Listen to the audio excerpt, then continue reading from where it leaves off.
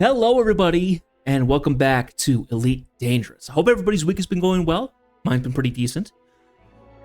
Just digesting my dinner, and we're ready to get back into combat stuff. So, today we're going to be doing more combat things. However, it's going to be a little different. At some point, we'll be joined by a fellow viewer, by one of our viewers, as well as fellow commander, Zack Countler. And we will be doing some co-op play with him. I don't know if that will require us dropping out of probably getting into open or something like that, or his own private Confirmed, sir. Or what have you. So I'm not sure how that's going to work. We're going to figure that out as we go along. So now, normally I would have gone into doing trading today, but because of the community goal, as well as changing, because of the community goal, we are going to still do combat stuff because I would like to stay on top of that. We will be regarded as hostile while in this system, so stay on alert. Yes, we are. We will be hostile. Hey, Zach. It's good to see you.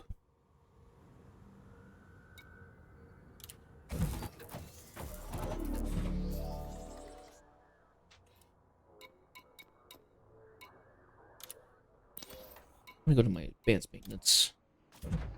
It's weird when I say I wanted to repair everything, but then it doesn't repair everything.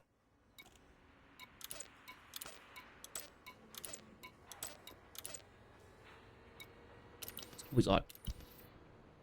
Okay, so I still have a couple of these. Yeah, I still have not been able to locate these guys. I've got this one going. We're more than halfway there, and that still is good. So let's get into our starport services.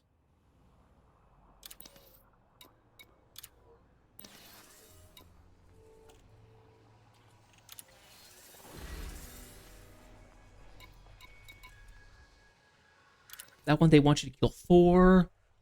It is a threat level 5, so let's not. We'll go ahead and grab our Lange. How many do they want for this? 25. Okay. Well, let's not grab that one. Okay, gonna grab that one. Killing 9 pirates. Sure. We'll grab that one. That's easy to do. 7. Already got to kill 9. Assassinate. Oh, and this is going to the wolves. So that gives us our missions for now.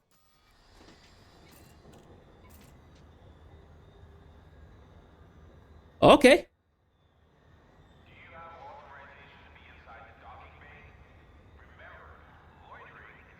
So I don't know exactly how to do the co-op stuff. I've never done it in this game. So I think there's an option of going to the same space station essentially and joining up as a team and then physically landing. But then you can also like hollow into somebody's ship.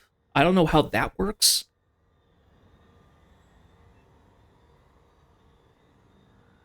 So I think hollowing in is I'm basically showing up in hologram form, but I'm not physically with you. The telepresence doesn't work as well. You please expound on that. What do you mean the telepresence doesn't work as well? Mean that it just is not as good as being there in person? More buggy. Ah, okay. Okay. Well, I have a bunch of bounty stuff on me. Now, I did have a question. If I go, more prone to disconnect. Yeah, let's not do that then. Let me come to you then. I did have a question. If we're doing fighter stuff today, if I'm in a fire and it blows up, I'm not killed, right? It just destroys the fighter.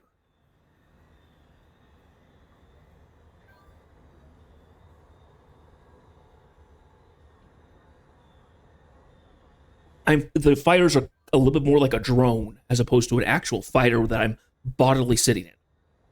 And get to redeploy in a new one. Okay. Fair warning, that's probably going to happen today. Probably going to happen a few times, so I apologize in advance. Okay. as long as you're fully aware. Because I don't know, because I'm kind of following your lead on this. So, okay. So let me go ahead. Now, where are you? It was, what was it? Sock. Okay. Which is not far, actually. Why do I have it? Oh, was this one of my trading ones? Oh, okay. Oh, that would be why. That would be why. Would going to your fleet carrier be the best option? Woodpecker, hey! We are doing more combat stuff. Yeah, so I'm gonna go ahead over to the thing. So Setting course for HR 2926. We will reach our destination in 9 jumps. okay, so that was incorrect.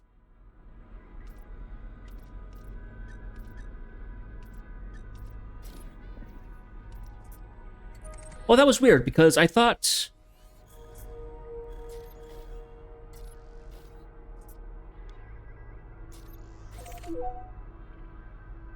I thought that when System is just 1 jump away. I thought that when I bookmarked your fleet carrier, it would continue on from there. It looks like it didn't do that properly. It looks like I grabbed the. Okay, because when I did it, it took me back to where you were.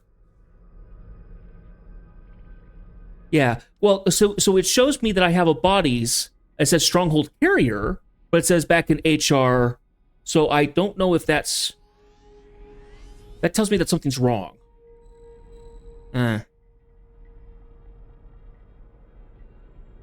Anyway.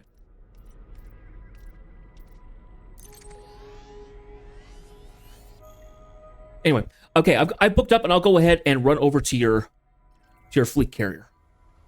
Oh, that is your power play carrier? You have 2? What?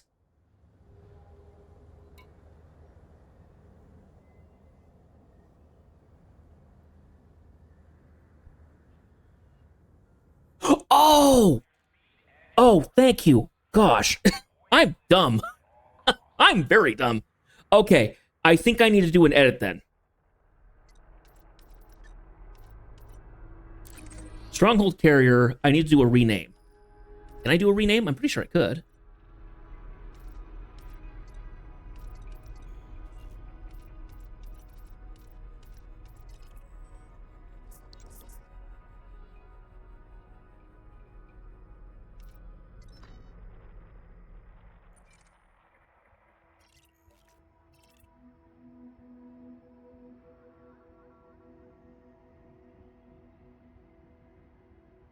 Okay, so for engineering, kind of depends. There is a thing that Zack showed me, that you can do.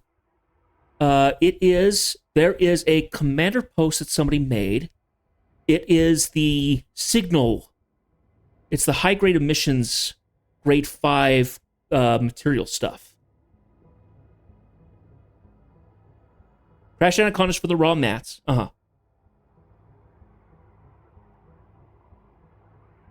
Oh, okay. So you have a lot of the manufactured mats and encoded mats. Okay, so you're looking for a lot of the raw materials. Okay, sorry, I misread that. Want to make sure that I'm not giving you the wrong information there. Okay.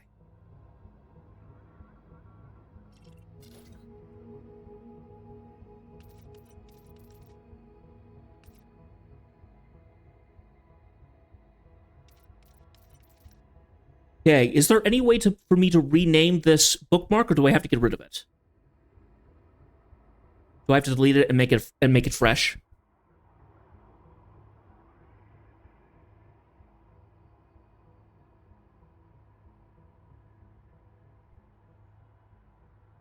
In the bookmark editor? Where's the bookmark editor? Is that a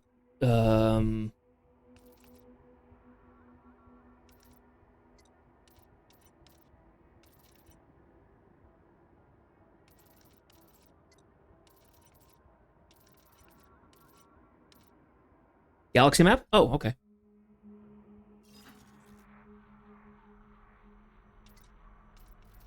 Oh. That would be why. Okay. So let's see here. So Stronghold Carrier. So I need to rename this. Rename the bookmark.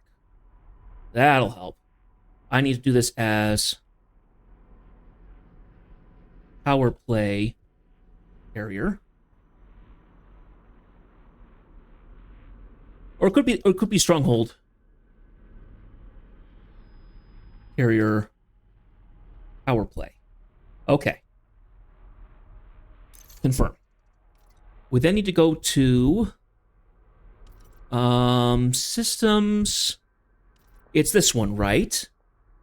Because this was the system that you had, that was yours.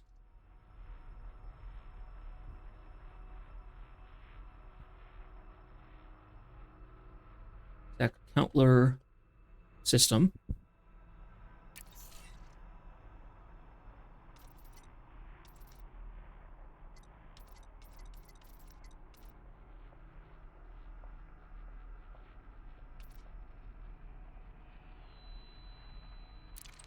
Okay, I need to rename this one. Instead of Trophy Camp, this needs to be what's his name? I can't remember. Something Quinn.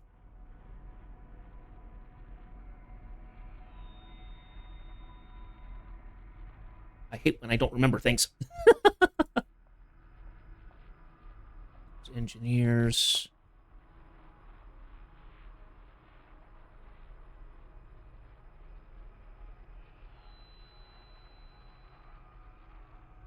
Todd. That's what it was. Todd.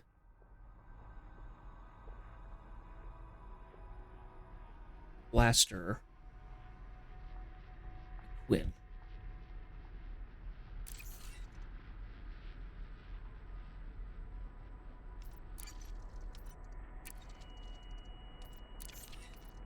Yeah, I'm going to remove these because we're not going to be doing trading for a little bit, and it might change. Okay. Power play. Okay.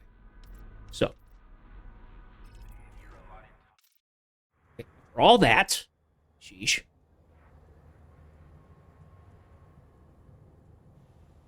Yeah, Mobius US PvE. Is there a way to see what group I'm in the game, or do I have to jump back out?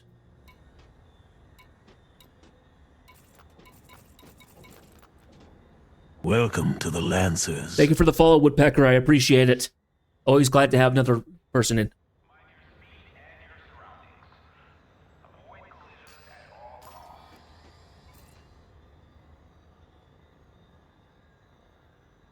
Okay.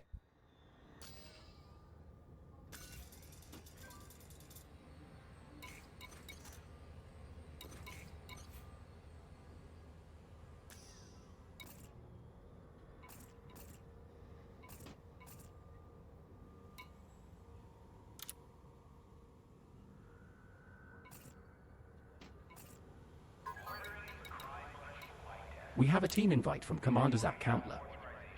Sweet. Okay. We're now in the We party. are now in a wing with Commander Zack Countler.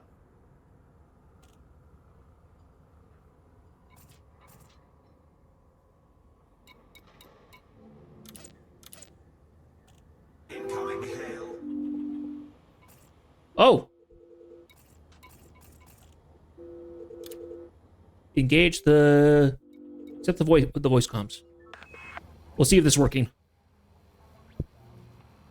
07 Commander, can you hear me? Hey, I can hear you. It's a little faint on my end, I think.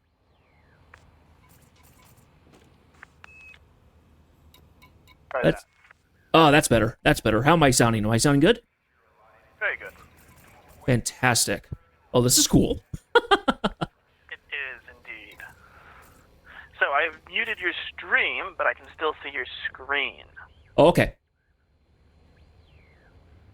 The slight lag, but it's negligible. Okay. I knew there was going to be a few minutes of lag, so yeah. Okay, I need to get over to where you are. Should be only like 16 light years, I believe. Yeah, let me go ahead and get out of Polyakov. So you are correct about the fighters. When you are destroyed in one, you respawn in the main ship.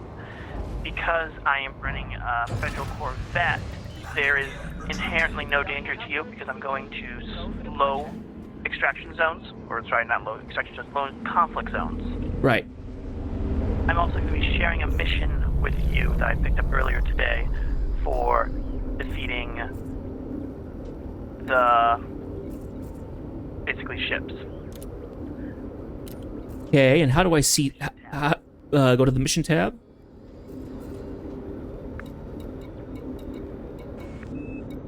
Oh, sweet. Okay, accepted.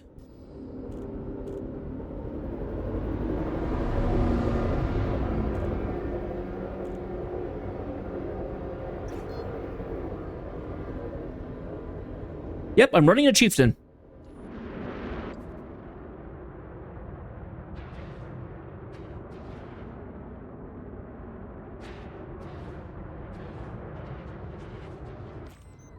I've been noticing that the chieftain likes to drift a bit when I'm in combat. It does. Frameshift drive charging. So I have, I believe it was 3 medium pulse, and 3 multi-cannon. Though I'm thinking of potentially changing it around, the more combat I've done with it, I do more damage with my beam weapons than I do with my multi-cannon. So I'm thinking of potentially reversing them so the beam weapons are smaller and the multi-cannons are higher. I'm still debating on that. This system is a stronghold for Jerome Archer. Be careful here. Yeah, so I've got... Sir, we have arrived at the requested location.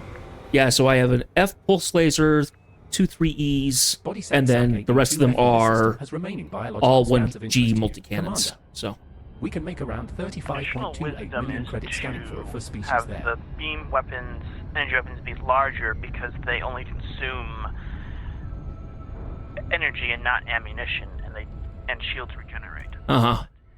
If you find that you're not dealing enough damage to the hull, then just switch them around and see what happens. Yeah. All right, now let's see. I'm looking for your carrier. You turn that section on, actually. Carrier, let's go ahead and turn off the landfall planets and moons.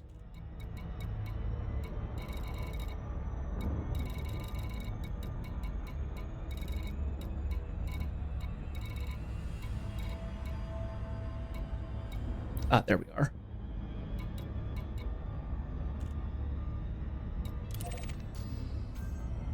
Okay, locking that in. A second here, I need to do a bookmark here. While we're doing that.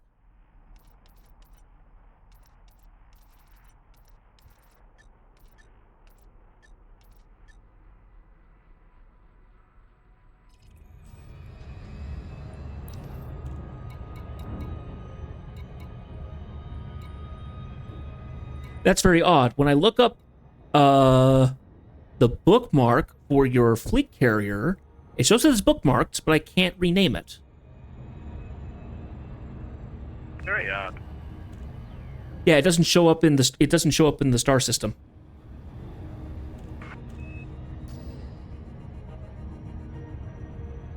Let me go ahead and do a quick look and see if something comes up.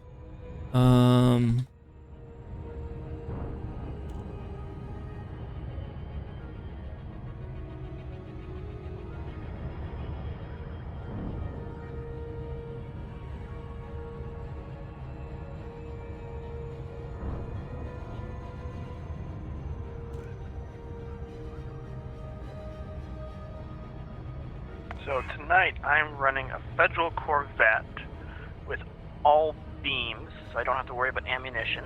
Right. I have 2 fighters for me to choose from. One is a GU-97. That is an Imperial fighter. It emphasizes agility and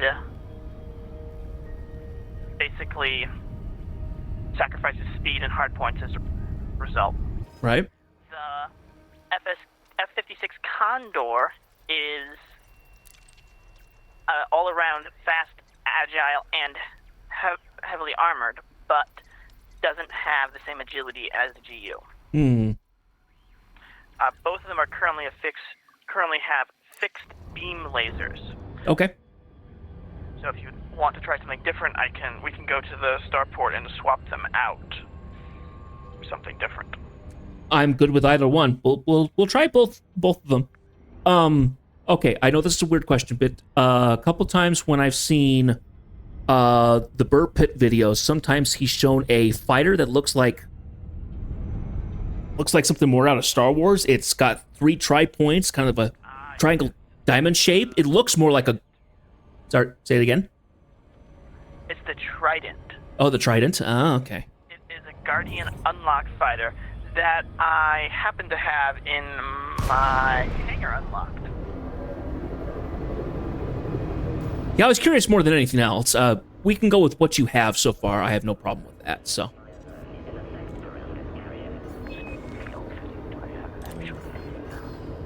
Okay. I don't have it available at this market. And that's fine. I was just curious of which one that was, because it seems like there's, what, 4 or 5 different fighters in the game? 6 as right now? Okay, cool. There are 3 human, Taipan, GU, and Condor, and then 3 Guardian hybrid.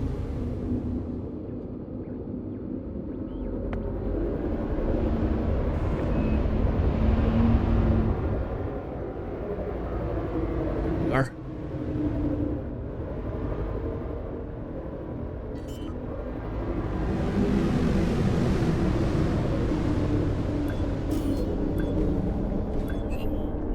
Landing gear deployed.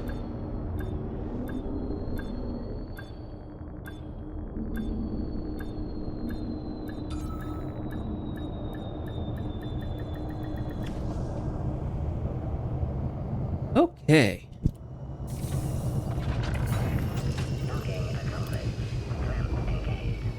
Okay, so I'm gonna go ahead and get inside.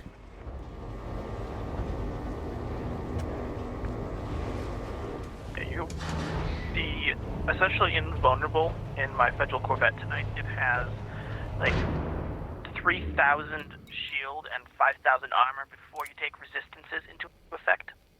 Nice. So, basically having fun with fighters tonight for you. No gravity. Magnetic contact active.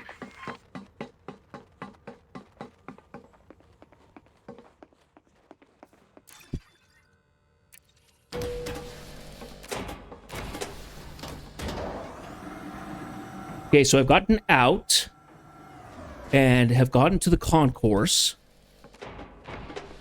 You'll need to re-enter the elevator to get access to my ship. I figured as much. Give me 1 second here. I knew this is a new system, so I need to mark this up in my bookmarks.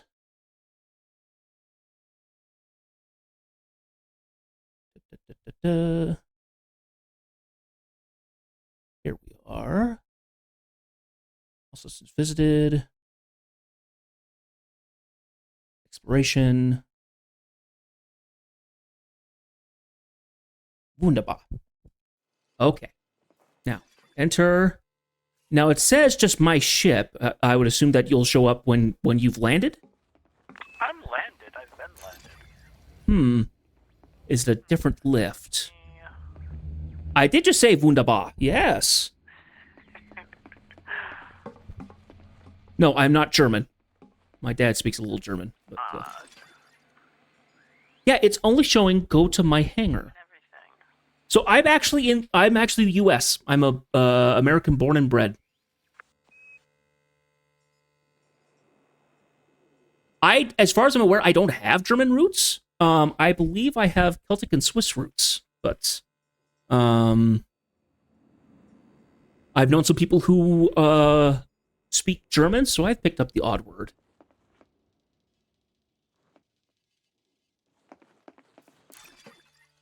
Yeah, that is very odd. It is. The command deck again, and it's not there.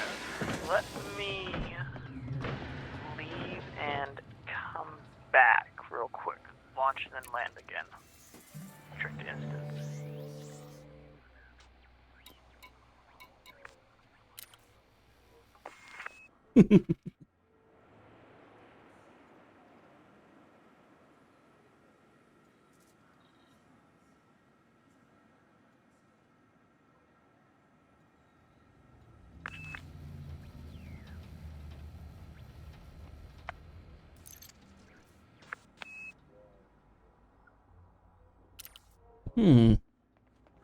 I got a team signal for you, but I'm not actually seeing your ship. Let me launch and try to land again. One thing I'm hoping they fix with operations multi-crew. Sometimes it Will it be a case if we just have to go to a different space station because maybe fleet carriers just have a problem? it could be.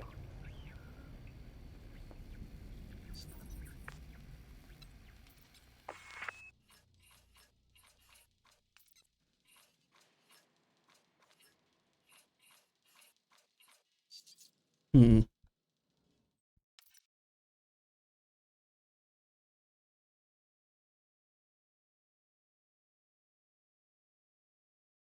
So, looping around right now. So, to continue what we were talking about last time, a ship. If you're looking for like a multi-purpose combat ship, you're looking at probably either a Corsair or a Crate Mark II. Yeah. I have you. Oh, good. Maybe it just took a minute. Yeah.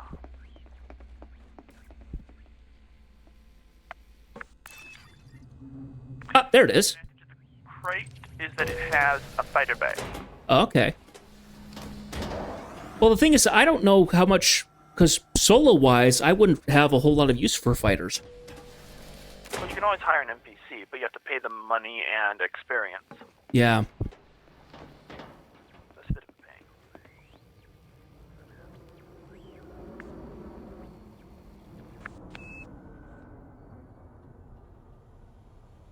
pain. I'm using the in-game voice. Yeah, and it's just easier.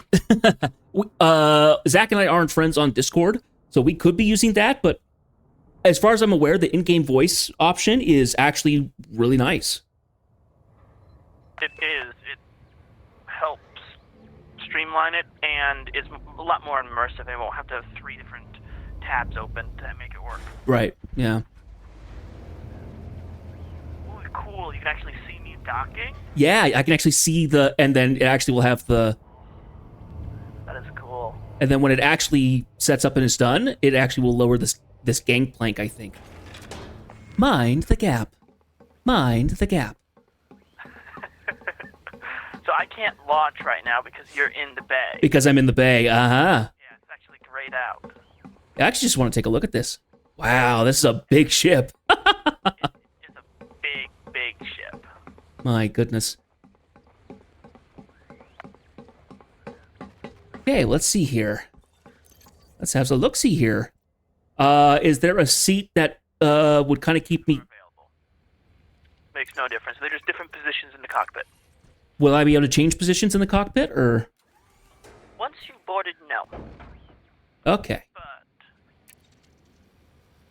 Oh, and there we are. I'm right behind. I'm on behind you on your left. see that. And then there's one more right behind you as well.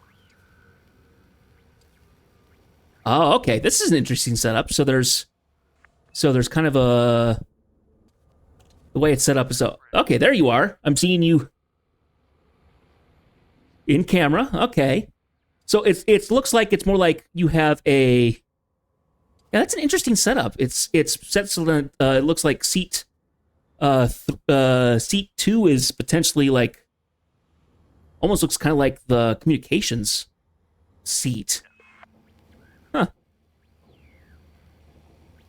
Alright. Launch. We're going to go to a low intensity conflict zone.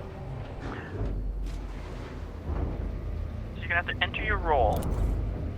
And what you want to do is you're going to want to select a fighter eventually. Uh-huh. So you're going to want to leave the gunner role at some point.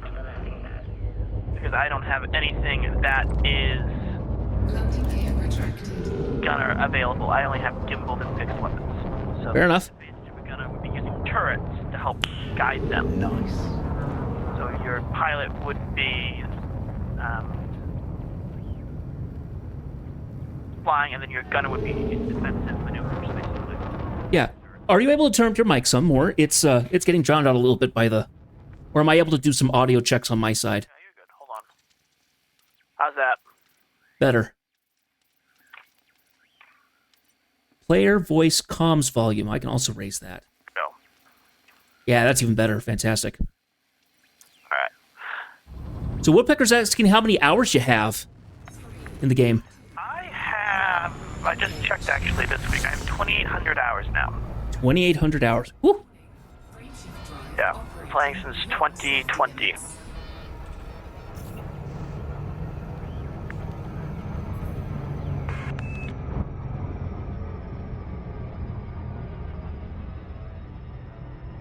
So I do have my NPC fighter pilot with me right now, but I'm going to hold them in reserve until I figure out what your death to kill ratio is. Okay.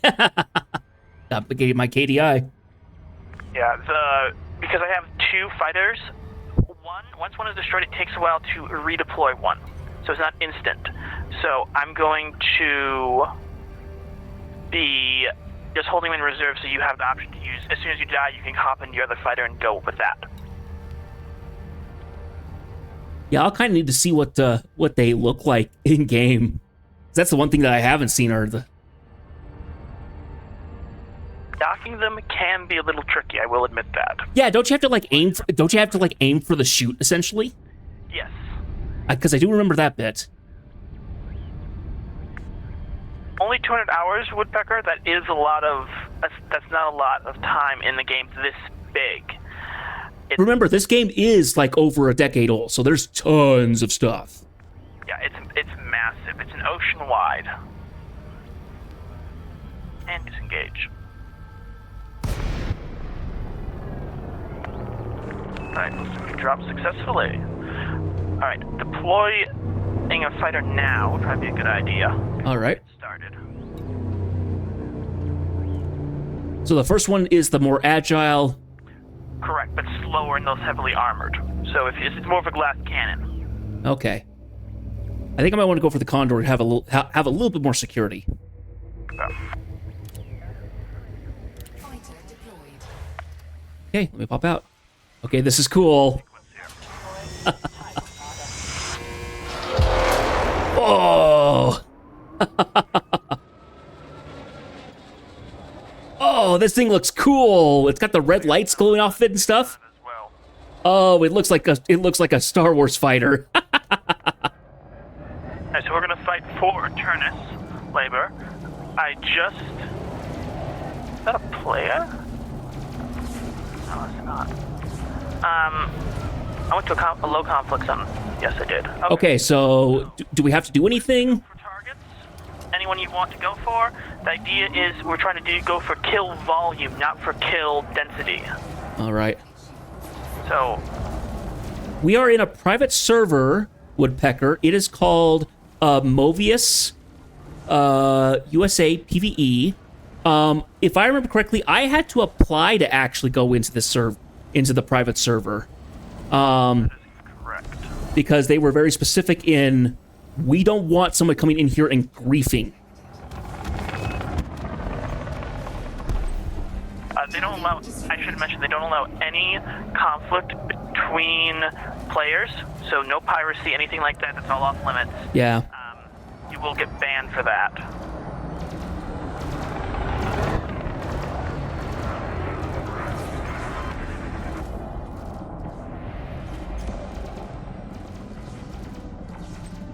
So, question then. You're safe from everybody else. So. Yeah.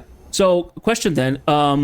When you attack somebody, are you seeing who I'm attacking, or are we completely autonomous at the moment? Okay. I have your target lock. I can see which one you're targeting. On my HUD, I have a little arrow like you do that shows where my target is, where you are, and I can see that you're targeting that app right now. Yeah. I'm just finishing up a weak fight. Fortunately, the Asp has probably got my number at the moment. Target destroyed.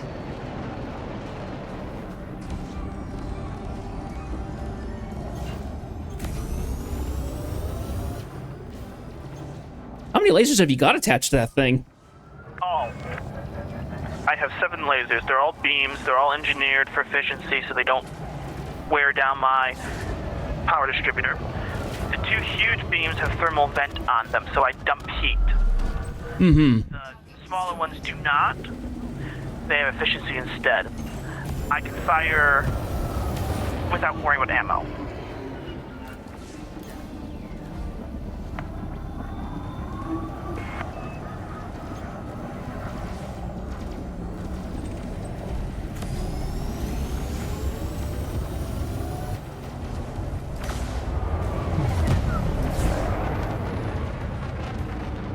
Getting a little sneak preview of what it's going to be like when I play Star Wars Squadrons. Yes.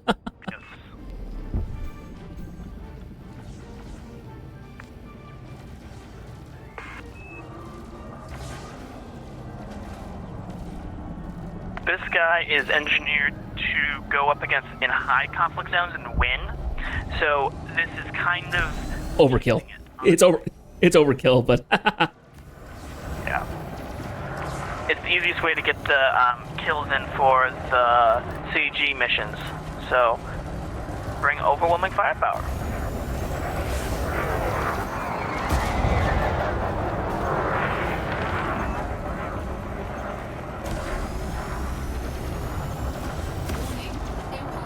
Someone clipped you. oh yeah, someone did clip me. Yeah. Oh, I'm gone. Someone shot me up. Indeed. We're just hedging our bets a little bit, Woodpecker. Well, repairs. We're just hedging our bets, Woodpecker. That's essentially what we're doing. Yeah, essentially we're bullying them. Yes. But yeah. But the point of the community goal stuff is to do... oh, this one looks kind of sleek. Yeah. Oh, battle's been won. Okay, so then everybody kind of gets out, or Yep. Get your last kills in if you can. That's the name of the game here. surge detected? I got the mask locked by quite a bit, so now it's just a matter of shooting fish in a barrel. Target shields offline. Oh, he's gone.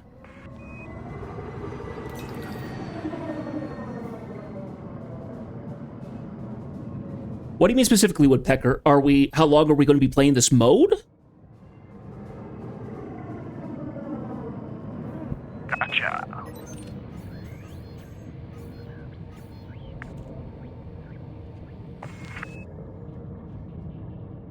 How long have I been playing? So I played for a few months, many years ago before Odyssey happened. And I've been playing this one for, I don't know, Zach, how long do you think I've been playing? Maybe a month and a half? About a month now, yeah. Month and a half. That sounds about right. Okay, is there a particular way I gotta come in on this shoot? From behind me, that's why I overshot you. Alrighty. Go down to your controls and you have to the centered panel and request docking permission. Item retrieval sequence initiated. There we go.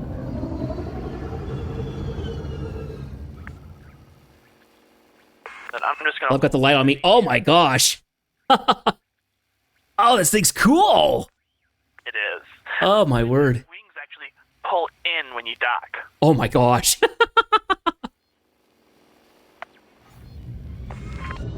Okay, so up, I see the chute.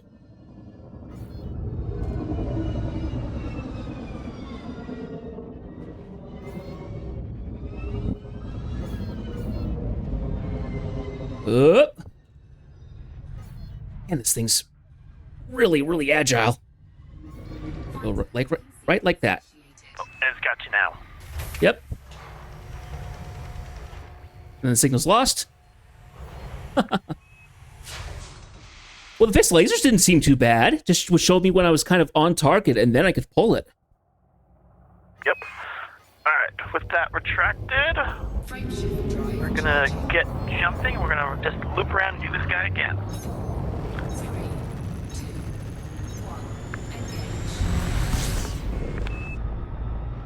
So I have 16 fighters on board. 15. With one loss during that, I now have 15 available for use. Yeah, okay. So we're in no danger of running out. Go ahead and do a zoom out. Honestly.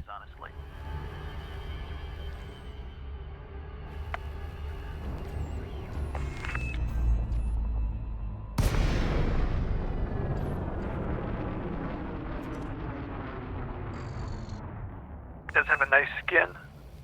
It does have nice skin, yeah. Oh, I saw you deploy hard points too. Ah, that's cool. Beam lasers. Yeah, I'm getting what's the ship from Mass Effect? The Normandy? Yes, I'm getting Normandy vibes. it does have that vibe. The core dynamic ships are big and they're mean.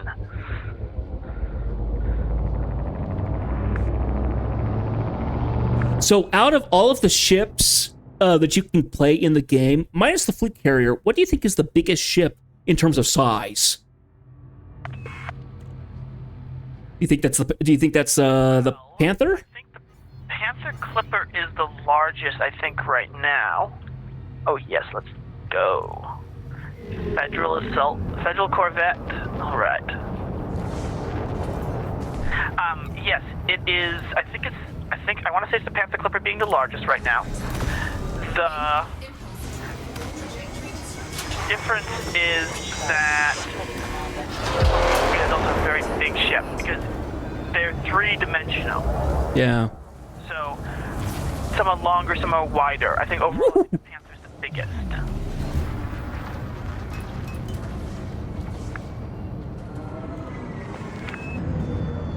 Now, I'll be honest here, this is not strictly optimal, going after this big guy.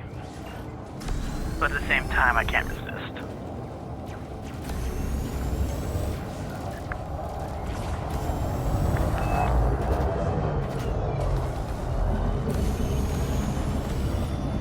Might line up for me, though. Oh, Clipper is a lot of fun.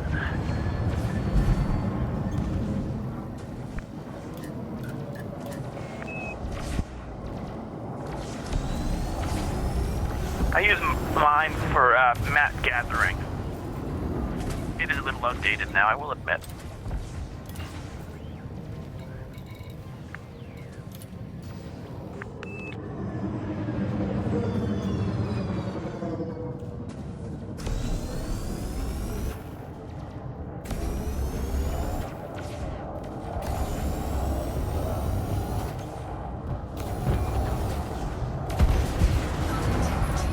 Oh, shield's gone.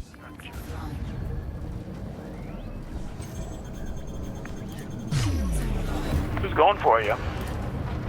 I don't know. Somebody took a pot shot. I always worry that when I'm too close to somebody who's starting to go up, that the explosion actually will damage me. Explosion won't. Debris will take a little hit out of your shield. The debris will. All right. Got a Navy ship over here. It looks like it's a vulture. You should have the edge on agility.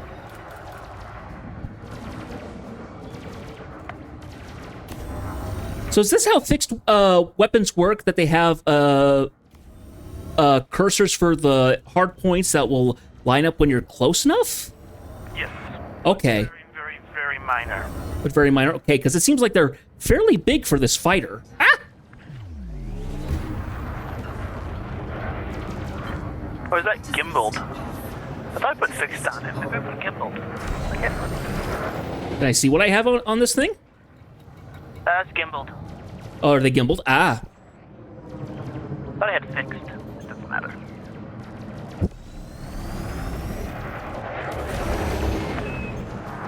No, the turret is self-targeting. Is where the if you mean self-targeting as in the turret will fire an aim on its own, turret will do that. Yeah. Gimbal allows it to target a cone of area. Fixed means it fires just straight ahead. Correct. And fixed has a very, very, very minor aim adjustment. Oh yeah, you're right, Woodpecker. Yeah.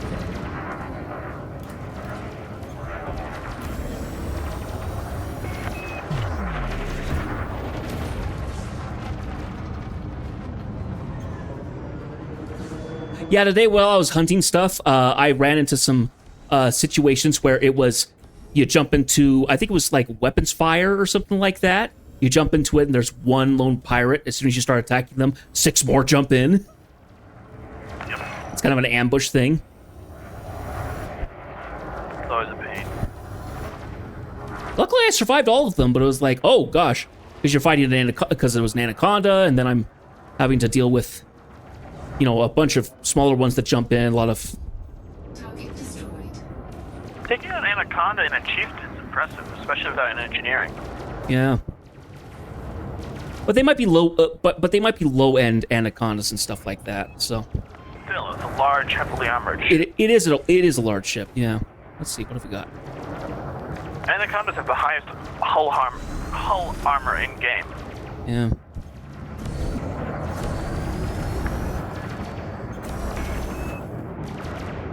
Somebody shooting dummy missiles? Whoa! Oh! I just clipped that. Oh, gosh! Close your eyes, children! Good thing you're not doing VR. Oh my gosh, I would just be spewing right now. Okay, let's, Boost if you can. Boost if you can. They'll help cancel it out. oh gosh. How did that look on your end? Just, Brett, just, oh. Well, no, just me flying off, just me just pinging off of it. Oh, I didn't even notice you. Oh, shoot. Here, let's get our... Okay, well, I'm slowing down now, so... Oh, there we go. Beyblade, let it rip. Oh, I couldn't even see where he was. His ship was just dark. There was no light reflecting off of it. Do night vision. That's what I usually have on. Oh, okay. Oh, gosh. Well, that was exciting. Oh, my word. Oh, that's helping a little bit. Yeah, I can see people. It helps outline to see roughly know where they are. It doesn't make a massive difference, but it's a little edge. Which is why cold running doesn't work. Yeah. Because actual people who would be effective on. Under attack. Oh, I'm under attack by somebody. No idea who shot me. Oh, we still got one left. One left kill left. Looks like everybody's gaining up on this Navy ship over here. Yeah. Yeah, somebody's shooting missiles into it. How are missiles in this game? Have you used missiles very often? I have played with missiles. There are 3 types. You have dumbfire. Right. You have seeking, and you have torpedoes. Torpedoes are gimmicky. Unengineered, they have like 4 ammunition at a rack, and that's if it's the largest size, class 3. But they're like, but they're really explosive, aren't they? I think I've seen posts where they're like a nuke essentially. One hit kills, yes, but most NPCs have point defense. Yeah. Target destroyed. So, since most NPCs have point defense, they're kind of negated, and they're useless against shields.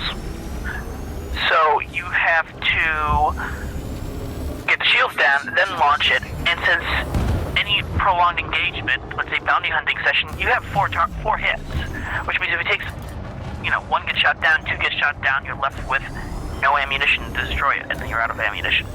Yeah. Secret missiles can be a lot of fun. Secret missiles can be really good for just shooting people down, get your shields down, launch them. Then dumbfire is best against ground installations. I love carpet bombing Odyssey, so was committing war crimes against them. So Yeah. I saw Burr Pit. They were doing they were starting to do operation. They were trying to build up for operation stuff. They had hooked up a ship to have turrets that his co-pilot ran that did the dumbfire. Yeah, the gunship. It was funny to hear him say, you know, the gunship that we get is not actually a very good gunship. No, it's not. I wonder if they should rename it. Yeah. Fighter retrieval sequence. Oh, I must have down.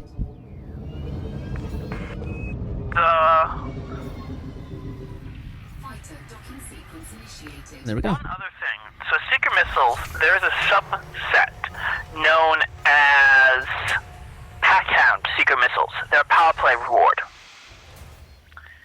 They Frameshift drive are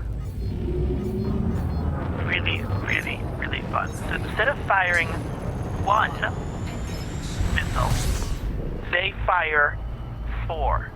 Mm. And they have a rapid fire enhancement as well.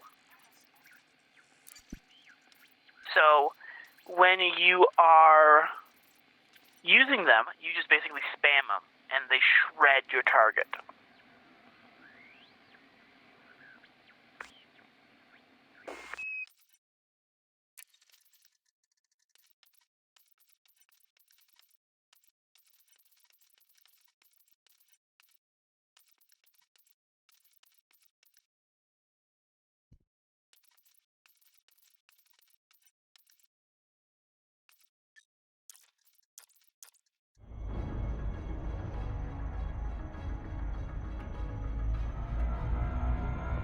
Alright, and we'll be dropping in again.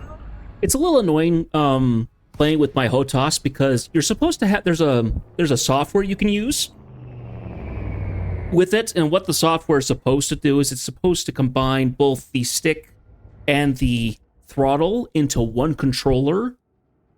But every time I tried doing that, it wasn't reading the software correctly. I was getting an error essentially. So a lot of times for the controls, it gives me a question mark because it doesn't actually know it doesn't know what the name of the button is. Essentially, the buttons work fine, but it'll give me a question mark instead of what the button is. So there was one that, yeah. So there's a button for multi-crew, which is going into third person, but I don't know what that button is. Well, if there's a question mark, that means you haven't set it. Well, that's a funny thing. When I set do stuff for like my super cruise and jump like that, it's still a question mark, but I can still use them. Really? Yeah, so it's a matter of the computer knows what buttons I'm pushing, as does the game. It doesn't know what the name of it is, though. That's the weird thing. That is weird.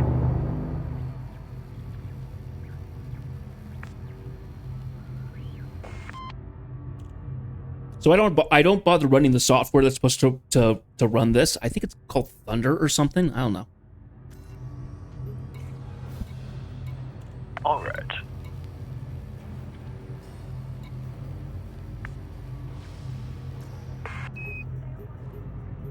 Are we in a place? All right.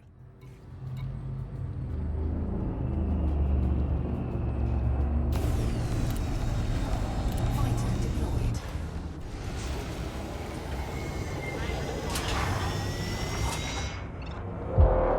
Fighter deployed. Oh, I did see how the wings launched a little bit. Okay. I get a signal loss when I try doing that, so kind of odd. Because you launch from basically a magnetic railgun. Yeah.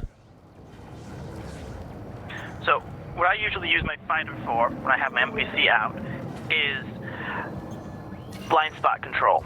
They will act as a third eye holding the attention of the enemies and harassing them. So they keep pressure off me. If someone gets in my blind spot, they get them out, and they have a little bit of damage. It's more of a force multiplier than a damage dealer themselves. There's another game that I played earlier in my streams. Unfortunately, it didn't seem like a very good stream game to play. Rebel Galaxy. If you want to play a very light version of a space sim game, that's a good option. it was interesting because so you basically played on a normal plane, so you didn't have 3 degrees of motion. You had 4. You didn't have the 6, so you couldn't go up or down. But it was weird. It was designed a little bit more like boat combat because you actually did broadsides. So you actually targeted either on the left or the right, and the guns would actually actuate to aim at stuff above or below you. So fighters could go up and around a little bit, but you were in a bigger ship. And it was but it's the same kind of thing. You're like you like jump into like a super cruise, something kind of similar. When you change sectors, you go to a warp gate rather than just doing a single, than doing just a big jump like here. I was playing it, but it took it because every time you played the game, to continue the story, you had to go level up, but the only way to do that was do a bunch of quests and stuff to get money, to get better stuff, like upgrade your weapons, get a bigger ship, what have you. So I was spending a lot of the streams just going around doing quests, which was kind of boring. Yeah, that wouldn't be too much fun. I didn't think it would be much fun to watch, so.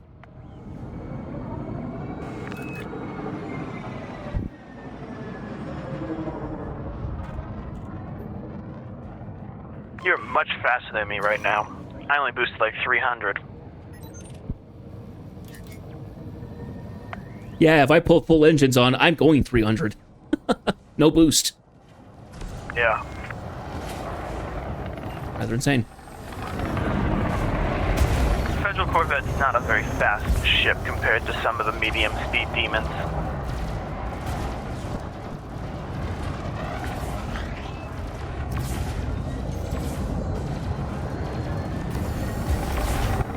What I'm thinking is we're going to get more vessels this year, which means probably maybe a couple SRVs to tie in operations or some SLFs, something cool. Yeah, it was interesting speculation that they showed it was ships and then they changed it to vessel.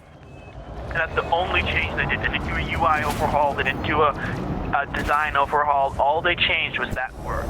Yeah, which makes me think they're probably going to do fighters or something like that. It would be cool if they were able to figure out some kind of like an actual well, it's interesting because when I see operations, on foot stuff, you see NPCs drop out of ships while they're still hovering in the air.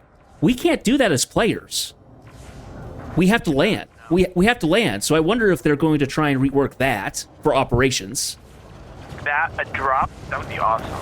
Because I think that would be cool. I think it also would be cool if they made it so then you actually had a gunship, so you could have a fighter flying cover for people on the ground. Well, that's what I had a Crate Mark II for. I designed it so I could have a fighter bay that I would bombard them from afar using my fighter crates 20 kilometers outside of gun range and just go to town on them. Yeah. I'm hoping Whoop! for a skimmer, like Star Wars speeder bike. Oh, well, yeah, a speeder would be kind of cool.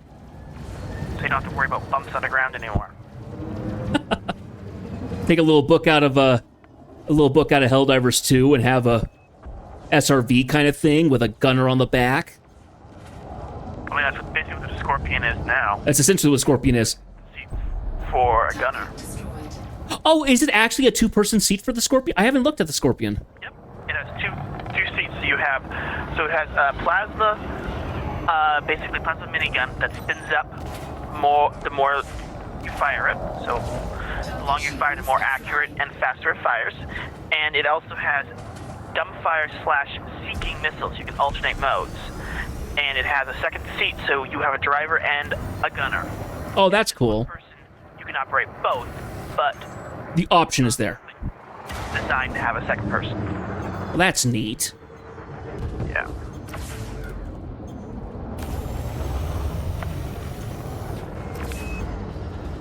So I have a question for you in terms of status stuff. Sometimes when I've been exploring, sometimes it will show that under my name, it'll show my character's name, it'll show my rank and everything like that. And then it either will say clean or lawless. Is it lawless if I'm outside of an allied system? Is that what it is? Nope. So there are colonized systems, right? Right. Any system, Battle 1, sweet. Any system that has population is inherently lawed. It has control. It has Oh, okay. and regulation. Lawless is an anarchy system.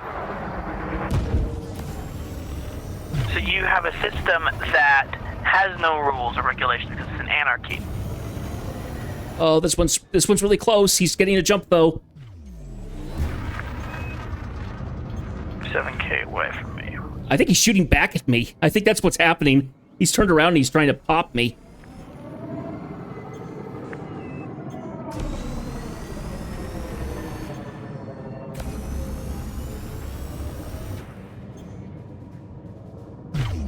I'm not catching up to you guys. I'm still 6 kilometers away. No, that's okay. I see that you're trying to catch up, but we're just getting too far out here. I think you got his sheet. I think you got his engines.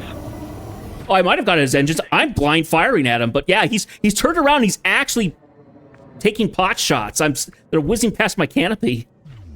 He's spinning. He can't control himself. Oh, can he not? Oh, that might be why. Yeah. His drives are at 0. Oh, his drives are 0. Yeah, he isn't. He is just in free fall. Oh gosh. Okay. Well, Free kill if you can catch him. if I can catch him, yeah, I put full engines on and I'm just gonna boost up to him. Lawless in this case is because we are in a conflict zone, so there are no rules. Oh, okay. So I could be seeing lawless if it's like a planet that doesn't have a settlement, essentially. It will still be, yeah, basically. You know, you'll still get penalized for shooting somebody in some cases, but yeah, if lawless, you can do whatever you want, no one cares. Anarchy system, you can do whatever you want, nobody cares. Unpopulated system, you can do what you want, nobody cares. He keeps getting away so fast. I don't know how he keeps gaining speed. Because you're not boosting. I am boosting. Boost speed as you boost, so he's traveling, because his thrusters are dead, he's just drifting. Yeah, he's just drifting completely. I am also shifting it around so then he's not hitting me. Because he is shooting. Yeah, I got into a kilometer of him. Okay, there we go. Got his shields back offline. 18%, 17. Burn him! Yes, Martha.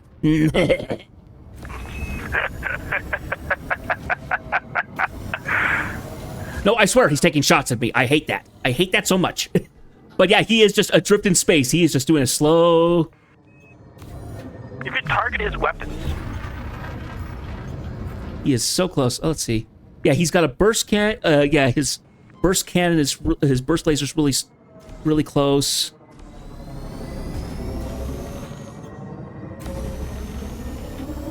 There, his burst laser's gone.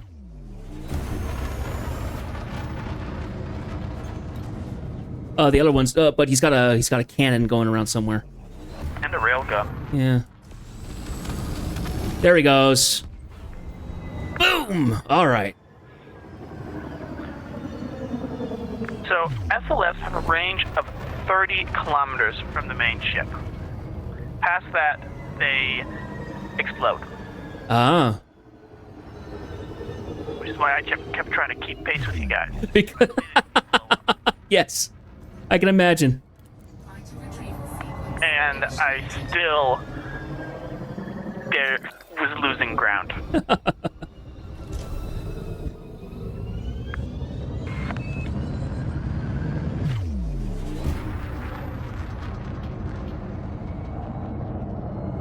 Oh, I'm coming in really fast. Let's not do that. My gosh.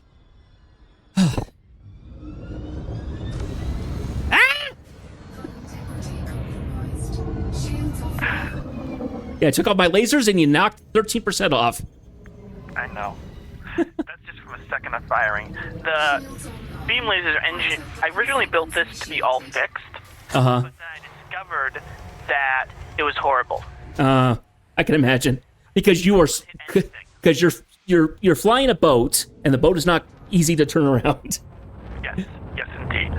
So I left the 2 huge hard points fixed, but I changed everything else to be gimbaled.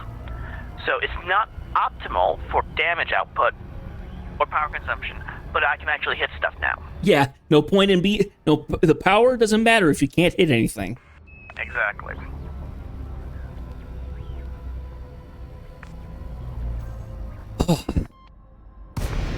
So I actually have not looked into the community goals, see kind of where I'm sitting right now.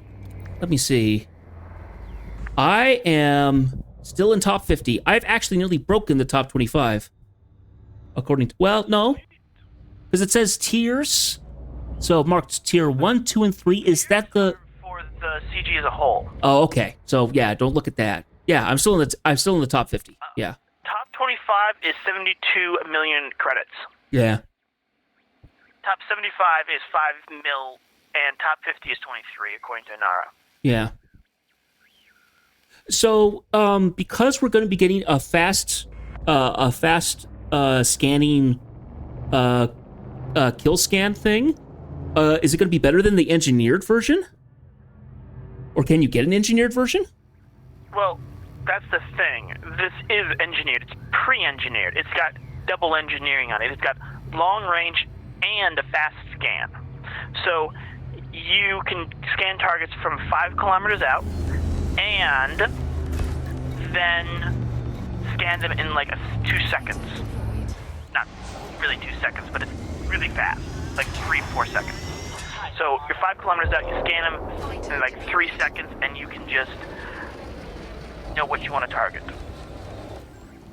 This one is a class C, which means it uses less power than an A-rated one, so it's better for a lightweight build or power before you start engineering stuff. Previous CGs, they have done A and C class, so you have a high-powered one and a low-powered one. Right. This time they're just doing a C class. Probably because the Kestrel is a small ship with power problems because it's got 3 large and 2 small hardpoints and only a 5A power plant. Right. So power is a problem.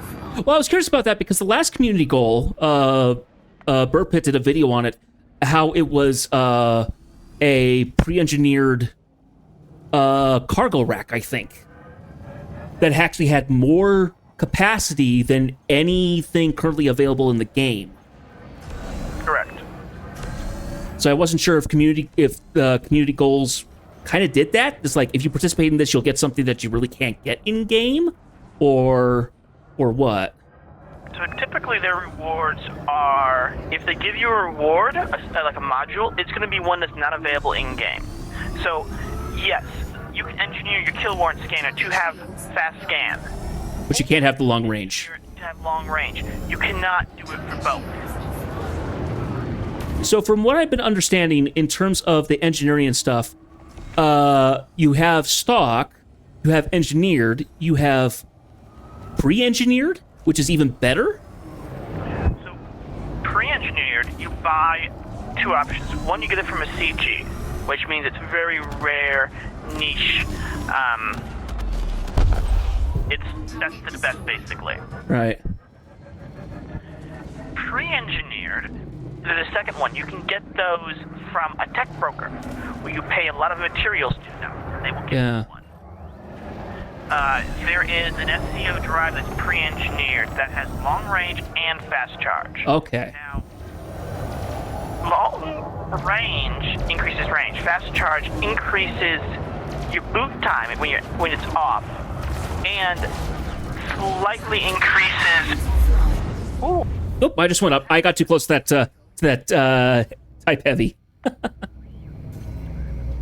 assembly initiated. Fighter deployed. Anyway, as you were saying, I'm gonna go kill that type thing. The modules for FSD, fast charge increases your boot time from like 10, 15 seconds to like 3, 4, 5 seconds, really fast, and it increases your jump range slightly. So if you do fast charge and mass manager, long range, you end up with an FSD that can travel further than normal. So you get about 3 extra light years compared to a traditionally engineered FSD, which doesn't make that much of a difference, I'll be honest, but if you're an explorer in a deep black, every bit counts. Right. Because I know that I went and got I went and got a detail scanner that was, I would assume it was pre-engineered because I got it from a from a tech broker. Yep, those are the best. Yeah. It was so nice. It's cut the probe usage down by half. Yep, that's what I use.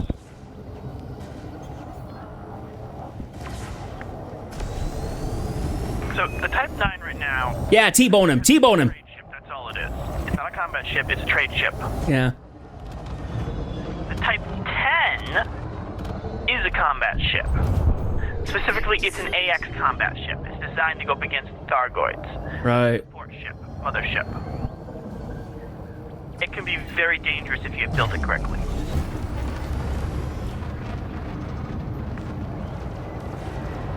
What the Type 9 is doing in the conflict zone, I do not know.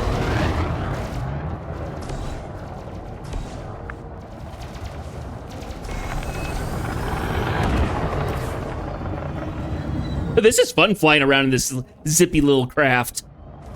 This is great. The fighter is a lot of fun. You can also do an NPC, but the NPC takes care of your ship, and you pilot your fighter. Uh-huh. Now, when you say you have to pay for the character's an NPC's experience, is it essentially somebody who's a novice versus somebody who's a veteran?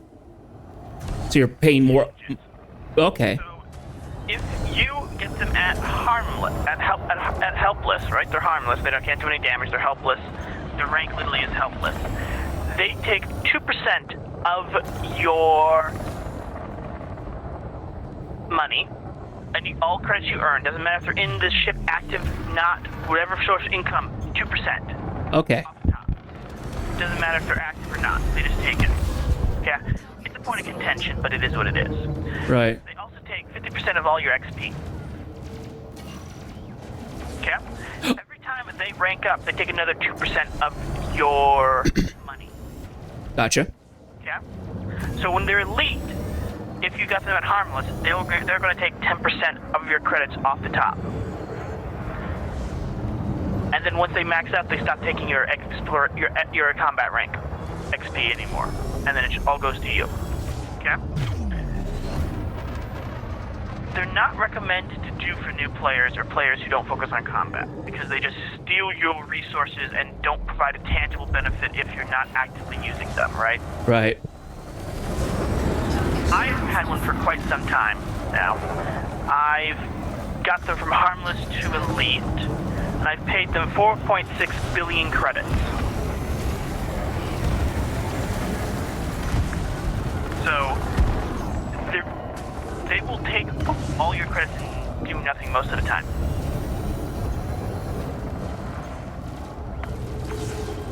Are you? Do you have to go to like the specific stations to pick them up?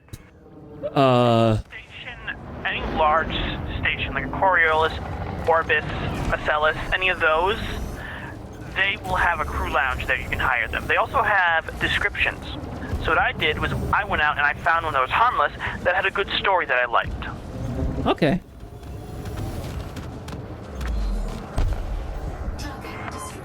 I think I've pulled most of the enemies right now. I think they're all focused on me.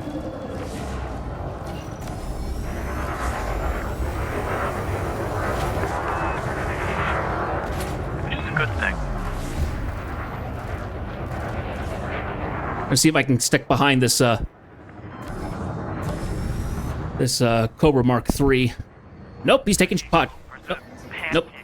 He's taking pot shots and he's hit me hard.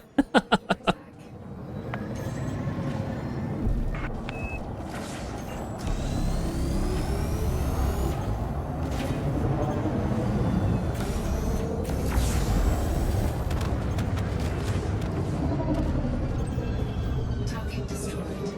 There we go.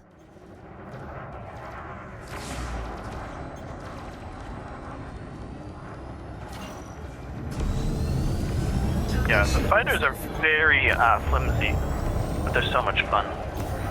I feel like the only time I would use a fighter would be like, well, I know this is dumb, but it felt like it could be something that you could do if you were teaming up to do like exploration. You're up in the air, you let the fighter out, and then you have the fighter scout a bit around. People do that. Scout around so then so they can actually go find it. You can't land in a fighter, right? It's not built for landing. No, because again, remember, you're not physically in the fighter. It's a drone. It's a drone. Your body is still in the ship. Right.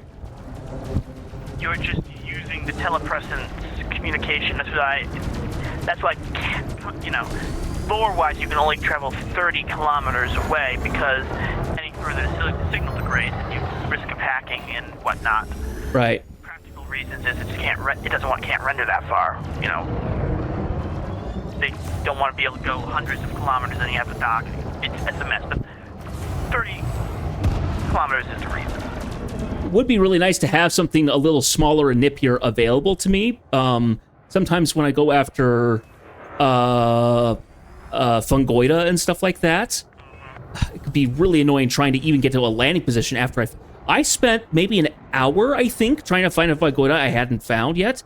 So there's a big mountain that I found on a planet. I was like, okay, I need to find a mountain or something. I found it, and it had its dips and turns into it and stuff. It took me a while to actually get landed, to actually get the scans. Last one, I actually had to land at the foot of the mountain and drive the SRV up to the first crest, so just to scan the stinking thing.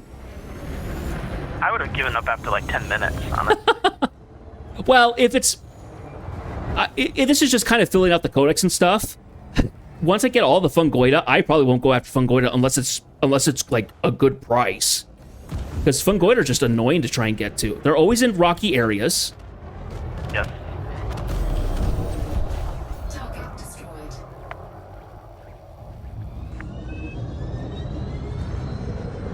There's a good target, an eagle that's damaged. Yeah, so that's why the Caspian... So I used to explore an anaconda, right? Right. Big jump range, I could take everything in the kitchen sink, quite literally, and still get 70, 80 light years of jump range, right? I brought an SLF with me. I went to... You haven't seen stellar anomalies yet, have you? No, I have not seen any. I think the coolest thing I've seen is I think I ran into a neutron star at one point. Had the big white blue geysers spewing off the star. Yeah, the stellar the ejection cone. Yeah. I believe that's only neutron stars that do that? You scoop from that, yes. Okay. The stellar phenomenon is so cool. You can find all sorts of stuff out there. And if you're in an SLF and you go zipping around them, it's incredible. What I would like to see... Danger to your real ship. Yeah, what I would like to see eventually is some of the xenological sites. I mean, they're the Thargoid barnacles and what look like ruins and stuff like that from the... Yes. Yeah, Creepy. You can go inside the crashed motherships. Ooh. Oh, yeah. I would assume that there's... I mean, are there any that are, like, really well documented in the bubble?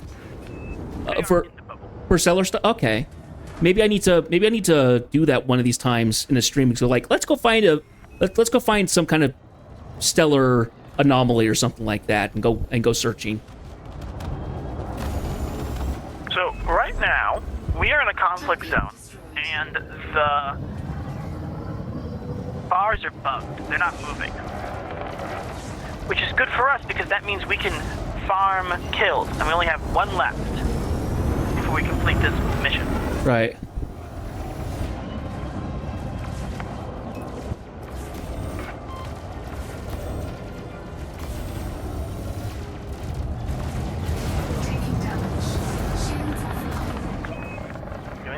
in there? Yep, getting a little toasty. Yep. How many bonds do you need for the engineer? So I found somewhat conflicting information. From what it says on the wiki, you either have to do 100,000 credits in combat bonds if it's federal bonds, or 1 million if it's not. Okay. That's because they're Fed aligned. If they're federally aligned, it makes sense. So let's see. I have collected to date, and we've completed it. Sweet. I have achieved 5.9 million bonds today. And I've got 4.64 just by being here. Cleared it regardless. Yeah, so I'm good either way. Alright. So, I feel like hopping in my SLF right now. There you go. Jumping in. So, we're gonna hop out, go to the station, turn in that mission, and then... done.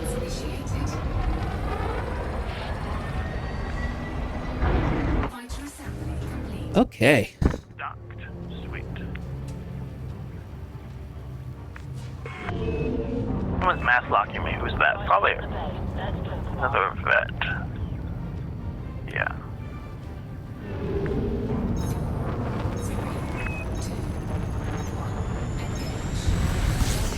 Temperature critical. Yeah, I know temperature critical. Warning. Frameshift drive operating beyond safety limits. Overshoot a little bit. I always do that. Like, I got a little distracted by looking at chat. I'm too close, and I just have to kind of whip around the... Well, the problem is this Super Cruise is, since it's an old generation ship, the overcharge doesn't work quite right. It's interesting that they... I'm sticking to it. It's interesting that they actually designed it that way. Rather than just saying, oh, everything could just go SCO, it's going to run smoothly and clean. No, it actually is like, we've had to retrofit this thing to fit in your ship, and it still doesn't like it. I don't like doing it I don't like doing it when I'm in my Chieftain because it flies like a drunken cow. It also guzzles gas like crazy. I mean, jumping 1,000 light seconds, it probably eats up 5% of my total gas. So it's like, it eats up the gas so quickly because I only have a jump of 16. So. Oh yeah, it's even worse than the big ships.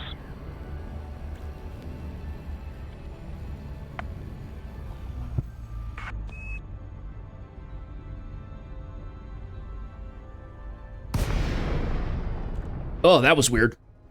As we jumped back in, I got a weird third-person camera pan, so kind of clipped out, kind of went into your ship and out the back as you flew forward. The gunner roll would be looking like. Oy. But it doesn't work right because I don't have any turrets. Right.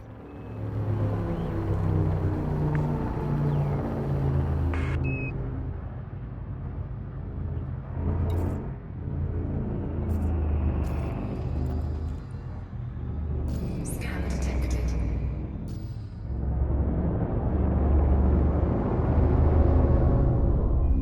I think that's 15. I feel like I'm always gonna... Feels like in a big ship, you're always gonna clip the toaster. Yeah, but only if you're unskilled. Fair. I usually clip the toaster or overshoot slightly. Yeah. I think I was coming back in, I think I was landing earlier today, finishing up missions and stuff, and I think I clipped one of the thruster pods on my Chieftain on the corner or something. I got stuck in the doorway for a few seconds. I don't know what I caught. I legitimately don't. Okay, so I have completed the mission. I don't believe you can do it in your I don't have the option, no. seat. I think you have to disembark and go to the terminal. Okay. So I'm gonna lower my ship down so you can disembark.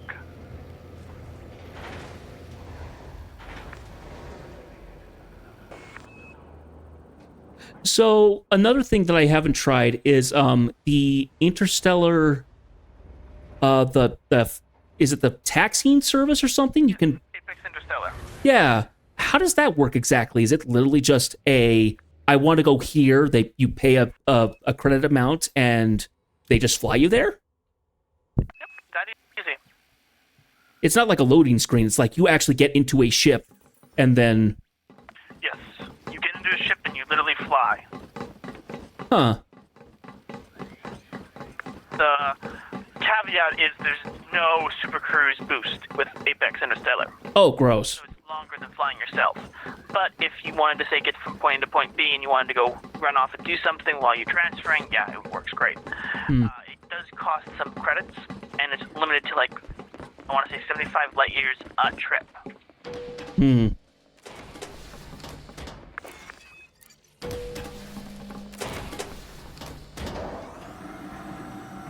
Because I think I've heard of people using it only to having to get to a place where they can actually like call their ship back if they've done an accidental loss or they got put in the wrong spot or something.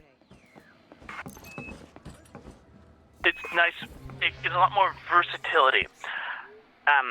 The minimum is like 50 credits price. That's in the system. Now, put that in perspective, that's like each credit is $50 US, so you're looking at like $2,500 a trip. Hmm. No, not cheap. Okay, turn that in. Sweet.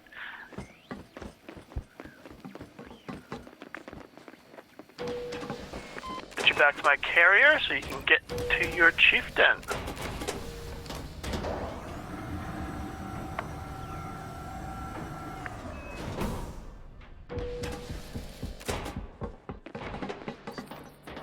Oh, and I got a thing in quick comms. What was it?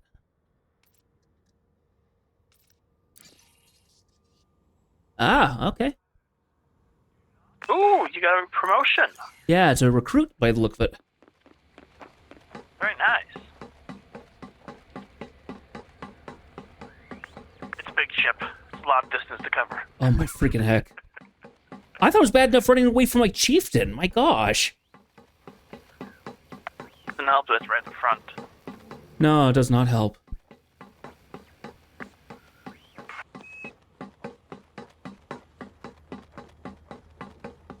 Yeah, you load up in the front, the pilot's spot is in the back. Yeah. That's why they change the position of some ships when they load.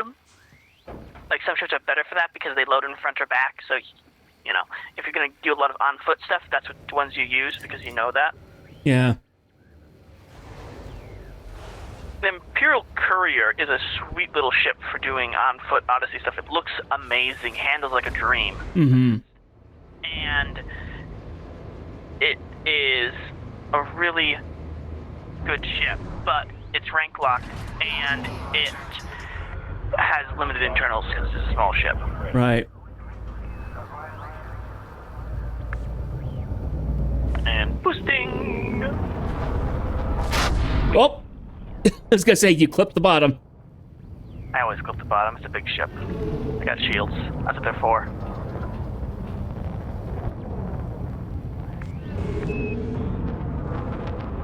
Hey, Drive charging. see if I can get this to load. Nope. 2, 1, engage.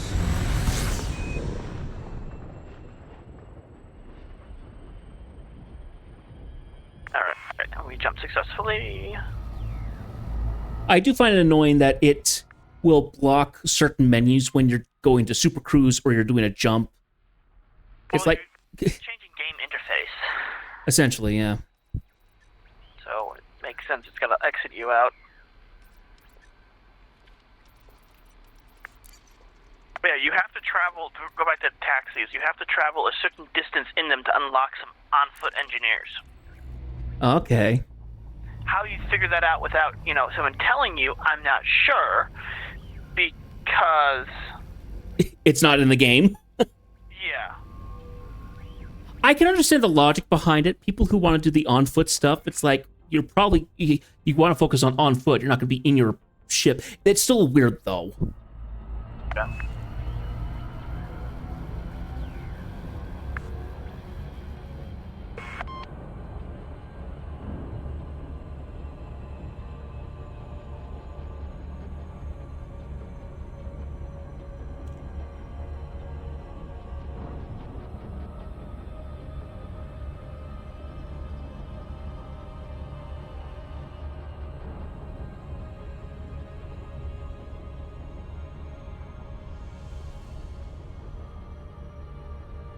Probably gonna call it a night once we get you back to the carrier. Yeah. Legitimately, this was fun. Oh, this is a lot of fun. Yeah, I really enjoyed that. That was great. It's very cathartic to just blow things up. And a little fighter zipping around. You don't have to worry if you explode or not.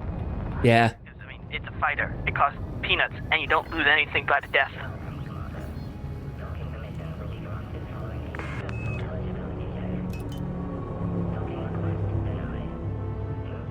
gear deployed. So, do you have security flying around your ship at the moment? Yes, it is system security. Okay. And yes, your carrier will shoot you down for loitering at the carrier you own. Jeez. Like, I bought it, I paid for it, I pay their salaries, and they'll still shoot me down if I loiter. Feels like that needs to be... Okay, so last thing, there's an idea of they're going to revamp a feature or something. Any thoughts what that could be? Yeah, there's been a couple ideas. The first is that multi-crews may help. Multi-crew sounds like it needs a bit of an overhaul. It does. There has been a couple other ideas as well. Let's see, we had a discussion with other people a while ago, just looking to see what their ideas were.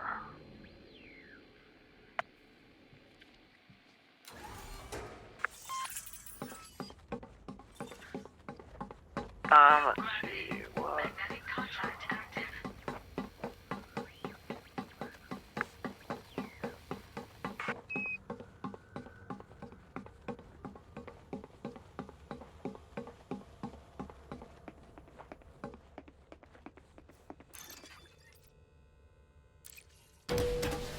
What's going on? But we're thinking it could be... We already have power play. We have engineering. So, exploration might get a little love. I doubt it, though. They're kind of moving away from that.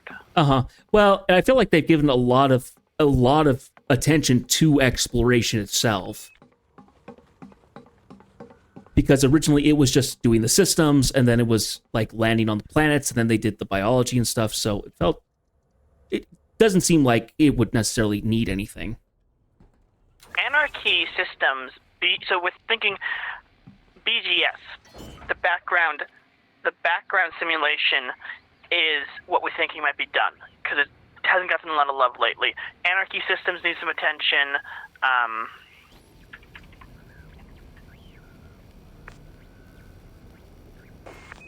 There it is.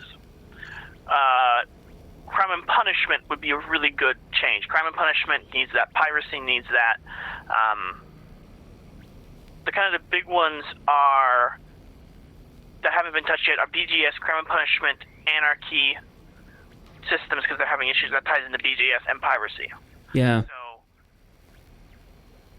I'm hopeful, but we shall see. So what do you mean by crime and punishment? So how the game handles crime and punishment, like right now, you speed in a station, you get a 100 credit fine. That's peanuts to any commander who's been playing for a couple hours, Yeah. right? You kill somebody, and by somebody I mean an NPC, you get notoriety, right? And notoriety drops off 1 point every 2 hours. Okay? If you continue to attack NPCs and get a high enough notoriety, eventually a fast reaction task force will come and kill you. And they're heavily engineered and they're deadly. So the punishment doesn't fit, and then ganking as well is rampant. Like, there's no actual side effect to that. Like, Right. you just do it with impunity. And it just has a very lopsided feel and setup. So we're hopeful that they're going to actually do something to adjust crime and punishment and make it more sustainable. Right. But it's more of a hopefulness than anything else. So, BGS, crime and punishment, that'd be the good fixes. Multi-crew as well needs that love. I'd imagine I'd like to take a bet on the multi-crew because you're doing operations, meaning that you're more likely to be with people. Therefore, it would make more sense to do an overhaul on something that has more people in it. That's I can only, what I'm hoping. yeah, we can only hope. I mean, any updates, they've been good with the last updates last 2 years now of revamping and changing and everything. So I'm hopeful that, everything is revamped and set up. Yeah. But I'm going to call it a night here, Commander. All right. You have fun, and I will see you tomorrow night. Yes. I'm off to do some pirate stuff, and yeah, tomorrow. We might take a little break from doing story stuff in Final Fantasy, and we might just level a job up. Okay. So, yeah. Anyway, thank you so much for allowing me to be your +1 and allow me to fly around in the fighters. That was great. Always happy to help. And now you got something new you like doing. Yeah, that was awfully nice. Seven Commander, good luck. Yeah. Yeah, have a good night. Sleep well. You too.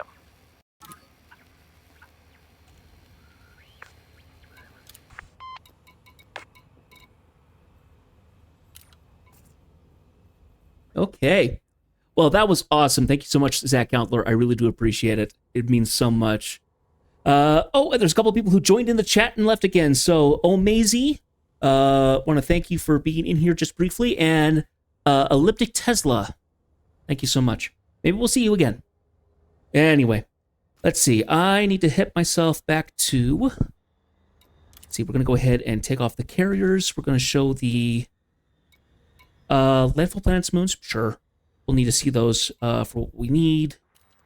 I'm going to go ahead and jump back into here. And we need to jump ourselves over to Luton Star. Here we are.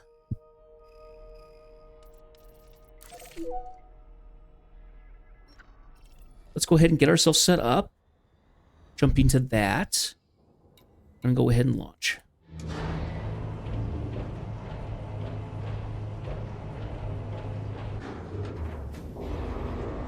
Open the flight deck.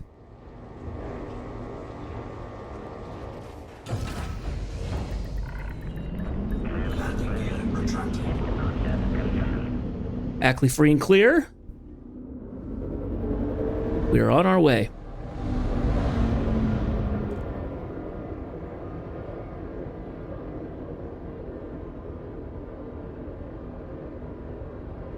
No, that was great fun. It's interesting because there are very few ways, there's very few games where you're able to launch a ship from a bigger ship and do space combat in it. I think the only other time you've done that in the same general terms is Star Wars Battlefront. The original one from 2, original Star Wars Battlefront 2, because you were in a capital ship and you launched fighters from there if you did a space battle. There's a lot of other games where you're able to launch fighters from bigger ships. A lot of RTS games do that as well, but there's not a whole lot where you jump from. I mean, it's different than, you know, here you have a fleet carrier and you're launching one of your ships. Frameshift drive charging. You know, but launching fighters or something like that is actually really, really cool. So having gotten to do that was really fun and really interesting. I actually was looking forward to it. Hopefully we'll be able to do it in the future, but it sounds like Commander Countler is very open to that. And he said in the chat before he's very open to winging up as a combat mate. So who knows? Maybe it'll probably be off stream, but he and I might pair up with him flying his Kestrel or something, while I fly my Chieftain, or maybe I'll get into a different kind of combat ship to try it out. Now, we have now jumped to Luton Star. Let me go ahead and open up my activity. We've got our mission progress, our mission list. So I have one that is going to actually go... is actually going to expire, like, really... Oh, I got interdicted. Do you know what? Let's have it happen. Charlo Zero, submitting. Incoming mission critical message. I am wanted, but never taken. Well...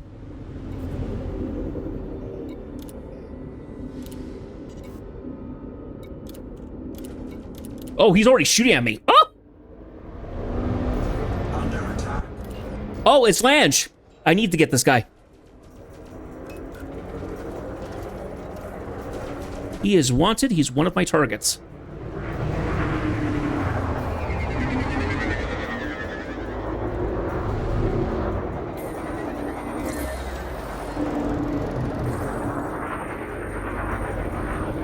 Looks like we got some help in here. System authorities have jumped in.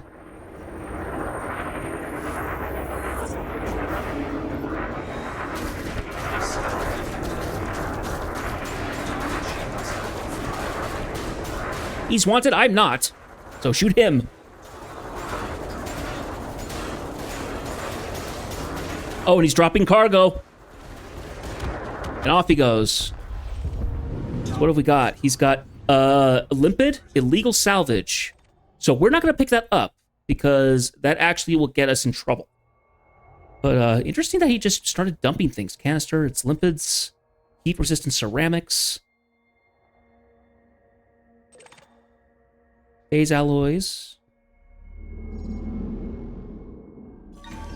Cargo scoop deployed. Open up the cargo scoop and just go...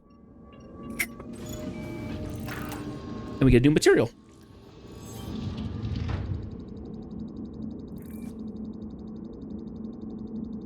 But hey, that was one of the times when I actually wanted to get interdicted because the guy was there. Kind of fun. Retracted. All right, so that's a new mission done. So we just got that one done. We also need to go to our, I think it's here. Where is it? Oh yeah, it's my filter. That's right. We want to go to our unreads. Okay, so we got that mission done. Now, going back to our others, we have... Oh, and then also finished up that one, because that was a kill a single mission. Nice. That was 2 missions we actually finished up. Love to see it. Where is it? Yeah, the 17 hours. I need to go find this one. They're out at star 4B. I need to get one more. So, yes. Okay, so switch back to our navigation. 4B. Here it is.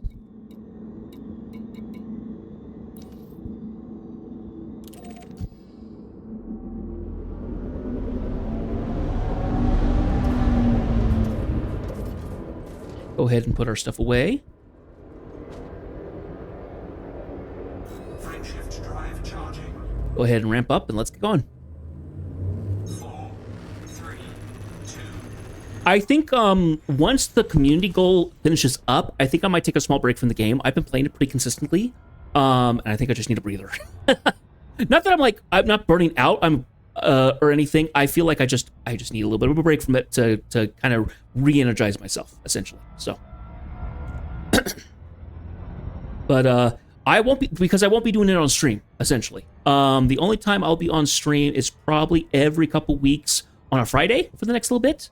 That could change, because this is a game that I don't want to let stew for a bit because I'll lose control stuff.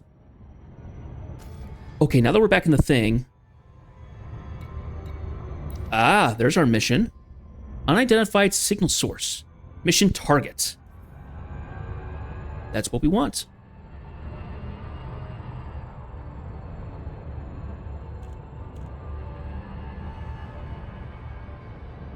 Oh, that was such a funny moment when I pinged off the ship and I just went spinning like a Beyblade.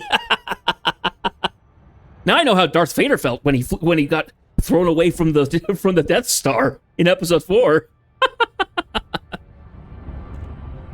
Oh my gosh, that was great. I need to clip that. I really do. That was so funny. I was like, panic! And then I was like, oh my gosh, that's hilarious.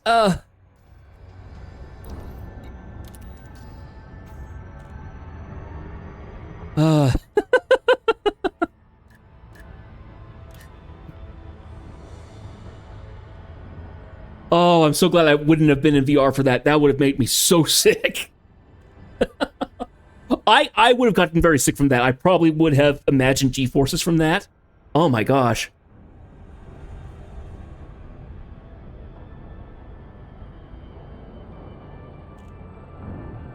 I don't get motion sick very easily. At least I didn't. It's a little easier now. I've just gotten older. I'm not nearly as crazy spry as I used to be when I was younger. I was one of those kids who could read a book while driving in a car on a curvy road or something like that. Wasn't phased at all. Didn't bother me at anything. I'm now in my 30s, and it will happen to me sometimes in the car. But even back then, VR was crazy in terms of, especially in playing this game. Playing this game in VR was a challenge because it gets you so close. Oh, hello, boys. Mac and Toad. Oh, they're all here for me. We got a harmless.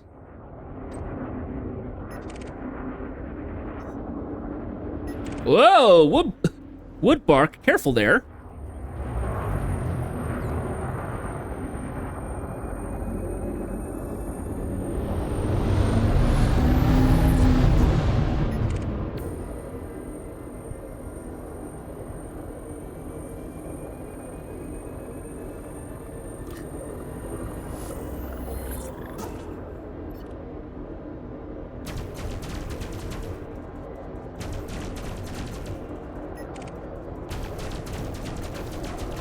Hostiles, great. Hey, you're the one who's trying to get on, trying to attack people. The fellow chieftain.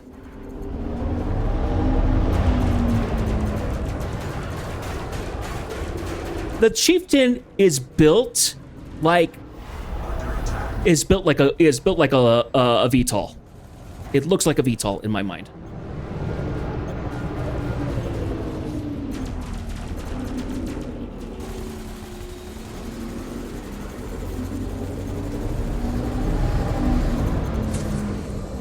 Throw out some chaff. Let's see if we can. Whoa, jousting. Target shields online. These shields are back on. Target shields offline.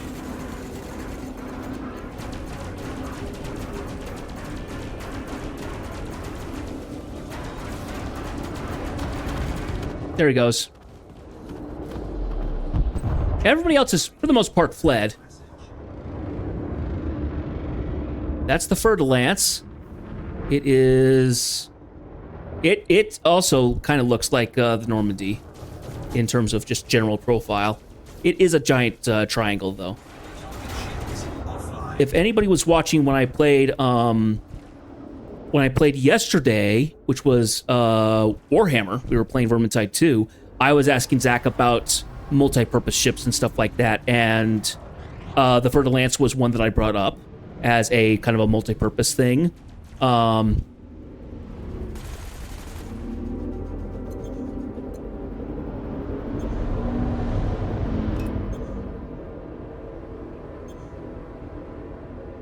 Okay, so he's still boosting ways out. He's trying to get his engine. He's trying to get his shields back, I think. He's still facing away, so I think he might be just running. Okay, now he's turning. He's turning and heading back. Target shields online. Under attack.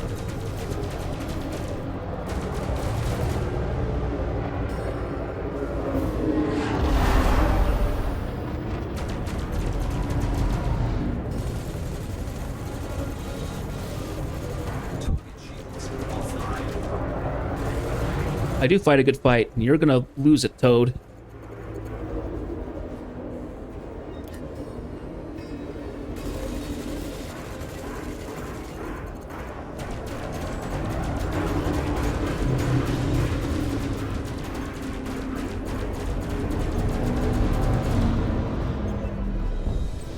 Incoming mission critical message.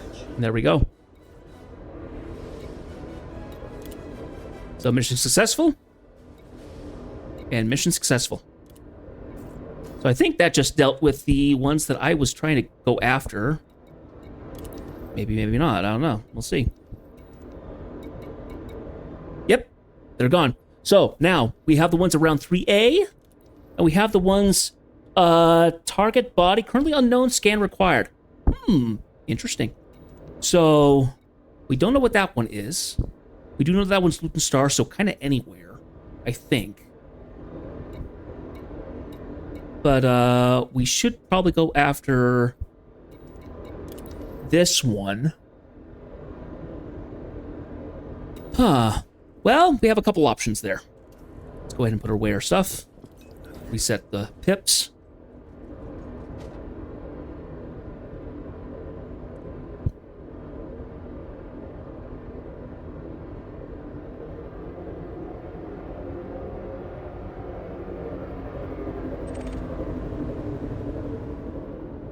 Locust crystals moving at speed, I guess. Salvaged alloys.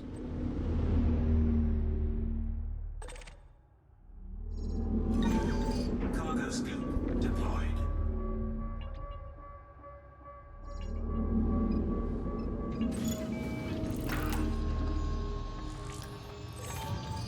I might as well catch them just for the discovery of them. Far more valid to get those through the material traders instead. Let me go ahead and mark up that discovery. See how we go.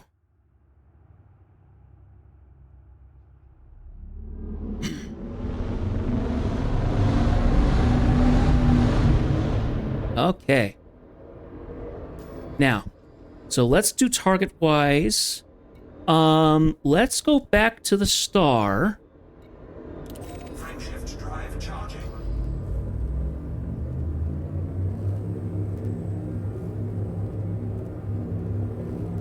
Ready to engage.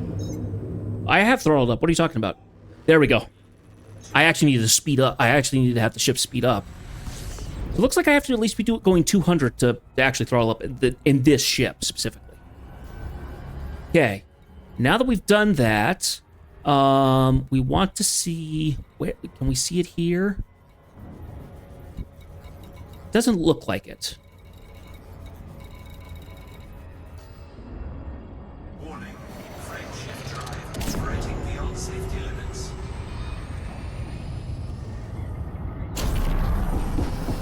Okay. Now that we're in the zone, Should be able to find the nav beacon. Let's find that nav beacon. Stop that.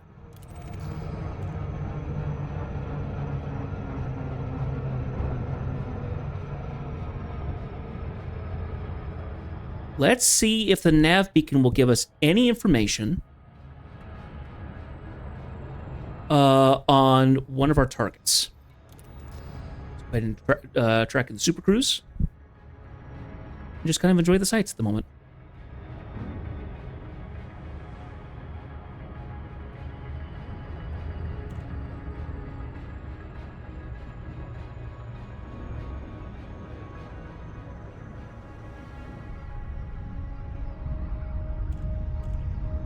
Funded by Odyssey, the Odyssey, the Odyssey KFB 39H,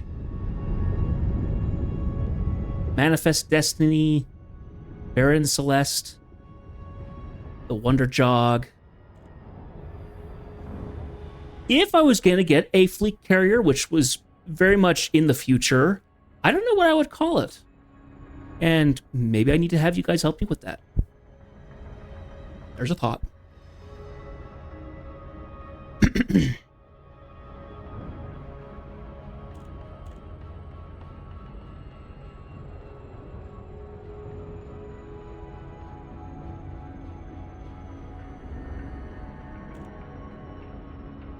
But like I said, I only have 5 ships out of the 45 that are here. So there's a lot of ships to get. I probably could go buy a ship and get started on it. I don't know what I would get, though. So, okay. Scan the navigation beacon.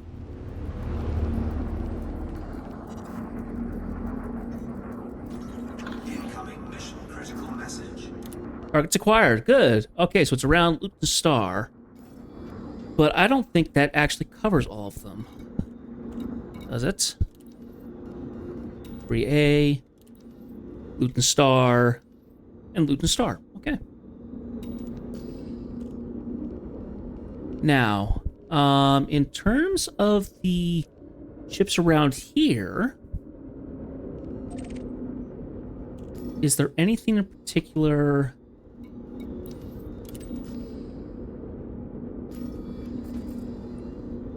There's a Python. There's Prox Mines. What? Oh.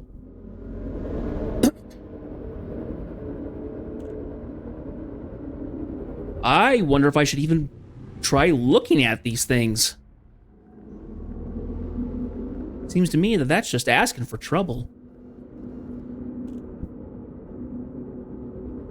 They're also 6 kilometers out. They're pretty far away, so.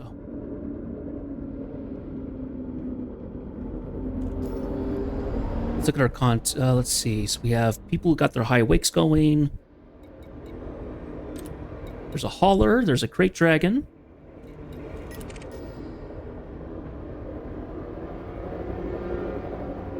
Let's see if any of them are here. Eric Thompson, competent. Scanning. He's clean.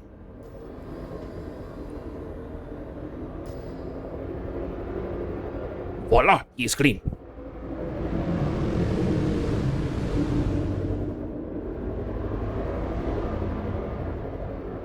Okay, there's that person way out there. Good shift on our engines. That's the crate that flew in, I think. Yeah, that's a crate. Jeremy Edgar. He's clean. He's Earth Defense. We have Joy. Cornelius J. Smythe. As Scout, he's clean as well. Okay.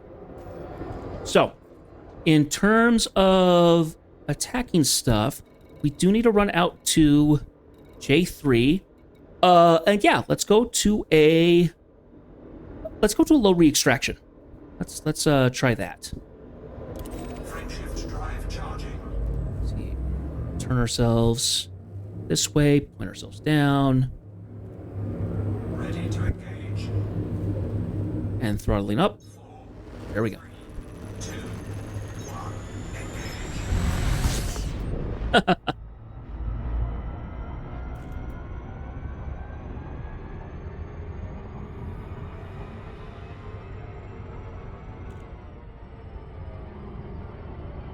I kind of wish I was able to get a cool station to play this game with, like the guy I've seen on YouTube. Sadly, I just don't have good money at the moment. I mean, I could buy the stuff if I was able to find it. It would be interesting to play it. I know some people get particularly crazy with the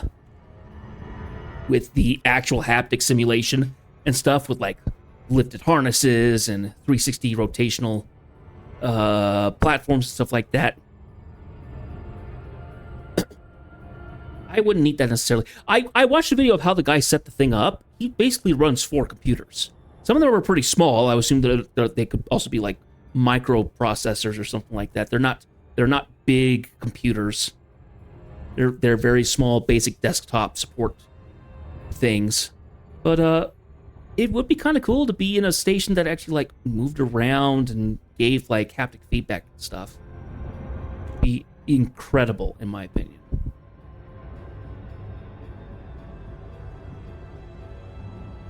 That would make it worth VR, is if I was able to get some actual like movement in my seat. It would probably fix the issue of the motion sickness, all things considered.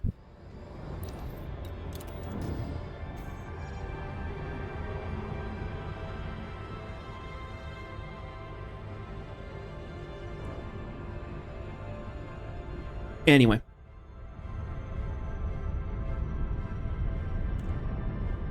The fact that there just aren't a whole lot of space sims out there.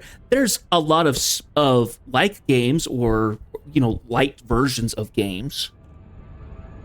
Star Citizen is one of the big ones, despite the fact I feel it's still not a game, and they just need to release the darn thing and just get it out as a actual released product, and then work on adding more stuff in.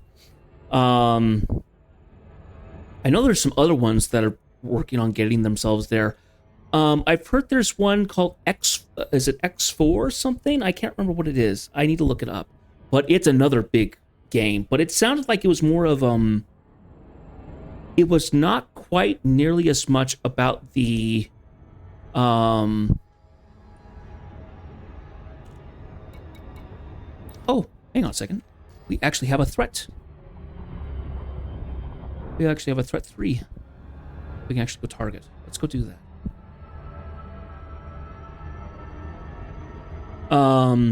It sounded more like it was handling it far more in the terms of management, system management and stuff like that, rather than being a singular person. You were kind of an overseer of logistics and economy, politics and stuff like that. So it's far more strategy aligned rather than not.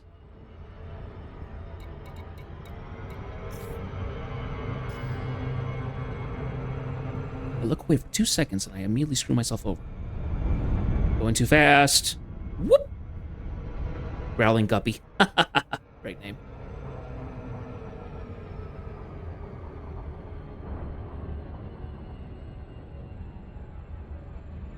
Okay. Mission target threat.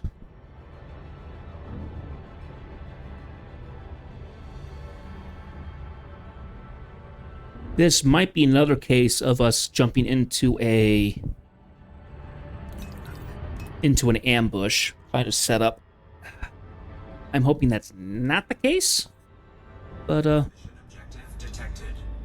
I'm guessing that will be what happens. Oh, yep, here they are. Gee, you're on one. I have nothing good in my hold, unfortunately, guys. He's ignorant. He's competent. Ignorant? What does ignorant do? Okay, let's go ahead and take a look at our contacts here. Got an anaconda. An expert. We've got a novice.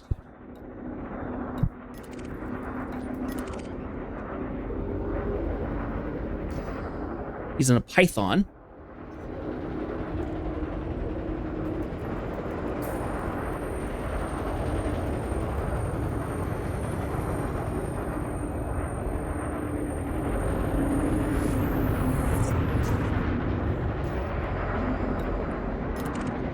Competent, competent, competent, competent, competent, competent. Okay, so Granick is the only novice. Well, let's go ahead and nail a couple of these. Let's see, what do we have? That's an anaconda. That's a python. I can't imagine the let's see. There's a vulture. Which direction is he? He's going in kind of the opposite direction, I think.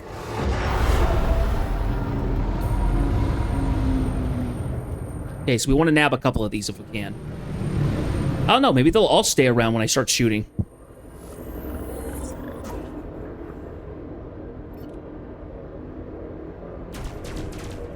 Okay, got him, and I need to get Branko. I need to get that that python.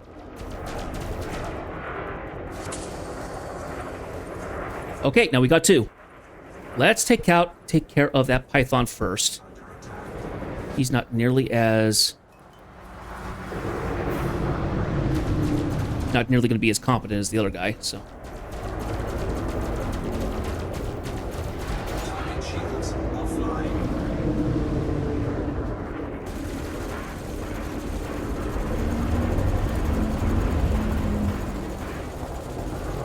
Okay, my shields are gone. Taking damage. Shields offline.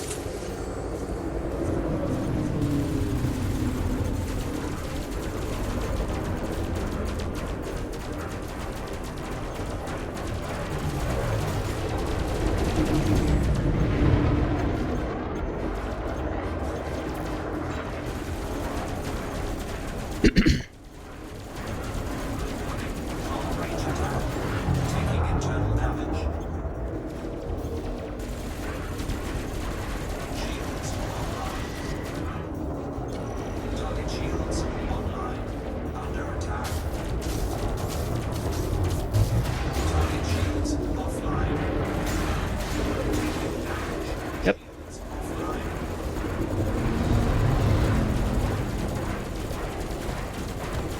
Okay, he's gone.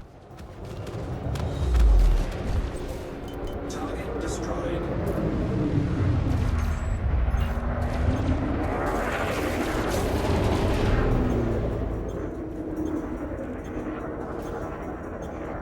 From what I understand, vultures are decent in terms of agility and stuff like that, so not going to be the best thing to fight for me to fight.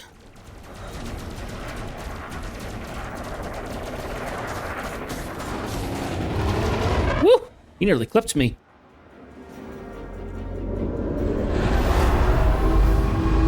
Don't like being in this joust position.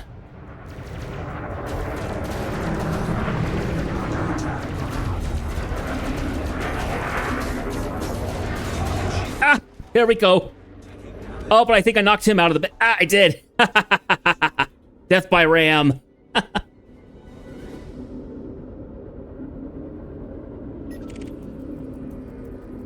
Ryan Barrett. He's way out there, though. Frame shift charge detected. Okay, question then. If I go into my transactions, Shields online. not the ones we're caring about, but caring about these ones. Gotcha. So, shields are back online. Go ahead and shift the energy back into the systems. Let's see if we can get those all the way back up. Up!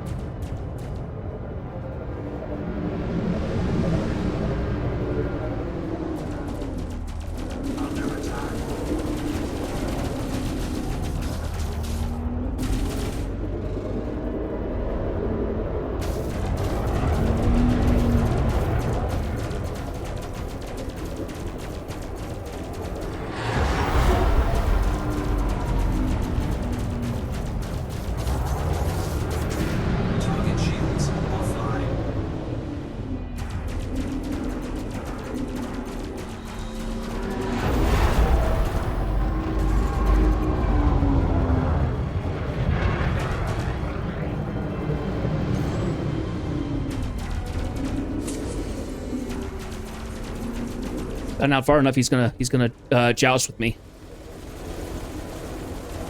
Have at thee, good sir. Have at thee. Woo! Up next to my shields. Up, but I killed him.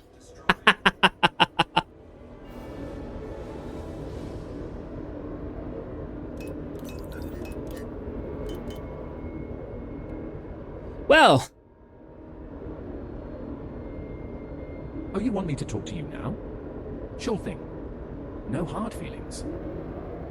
Okay, I think all our contacts are kind of shot. Yeah, I think they've all left. Well, let's see.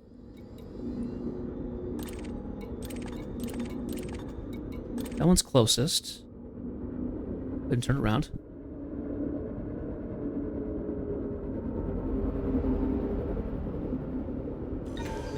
Cargo scoop deployed.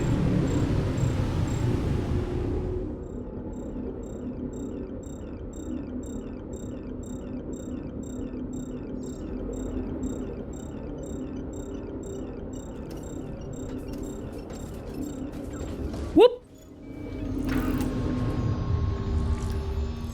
There we go. Chemical distillery. And we have worn shield emitters. There is one. Yeah, that one's just a little closer. Okay, it's that direction.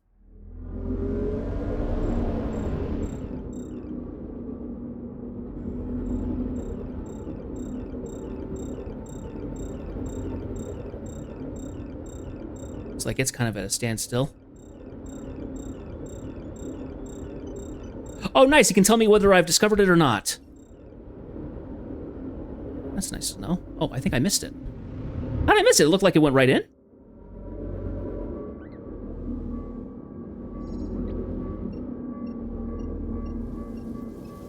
Ah, missed that one.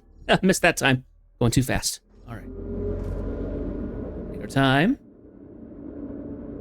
Swing our way around. There it is again. Nice and slow. Oh. There we go. There we go. Got it. All right. Mark those up. Okay. Well, we need to get jumping over to another place to get more of these guys. So, let's see. Nice to say, it will actually say, like, discovered or undiscovered. It's great. Great to know that. Anyway. Let's go ahead and get ourselves up to speed. And disconnect that. This one's around the loot star itself. Cannot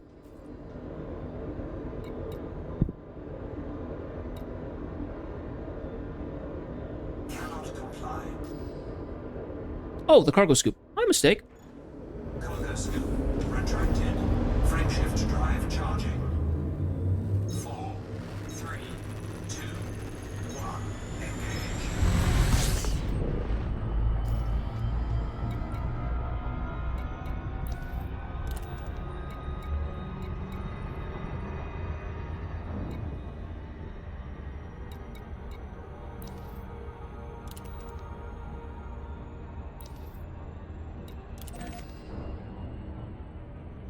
And turn ourselves around.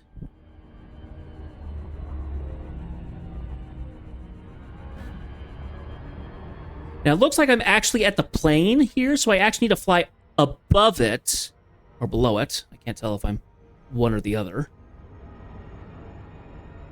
To get to it.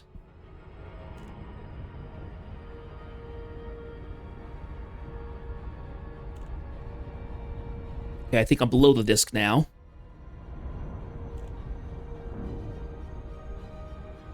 Because the rings are considered planetary body as well. It's just a very thin... It's just very thin in terms of its depth.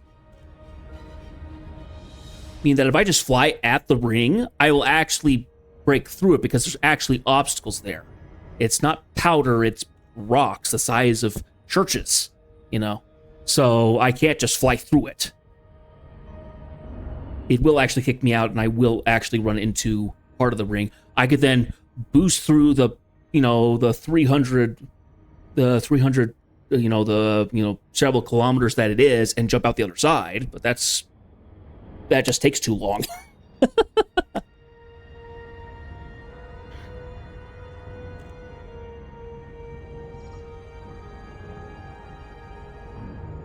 Playing this game has made me realize that I wish that I had learned the metric system. Or that I could learn the metric system. Being American, I've grown Imperial units. The problem is that nobody uses it except us, really. I mean, Britain uses some of it, but Britain kind of gone haphazard, and just looking more into it, it's like, at some point we could have learned metric like everybody else, and it would have been fine.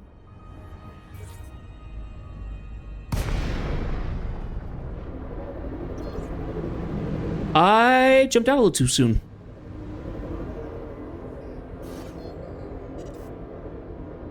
Frameshift drive charging. See what I said? I got too close. I came in too shallow an angle. 3, 2, 1. Engage. What I really should have done while I was a little further out, I think.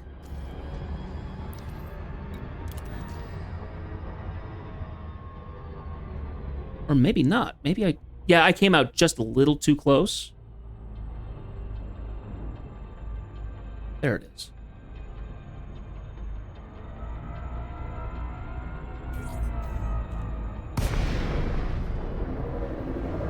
Okay, now we're in. Oh, because there's people here. I see ships. Fabulous. Now, we need to get attached to our... Okay, so there's a Diamond Scout, which we actually just got away from. Oh, yeah, there's a bunch of stuff going on over here.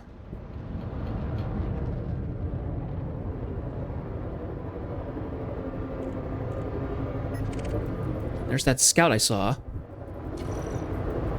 Scanning, he's clean. Whoop! Here's an asp.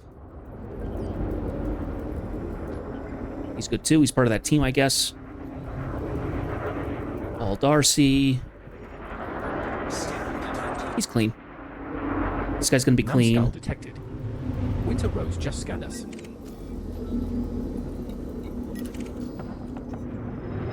Whoa! Pirate scan detected.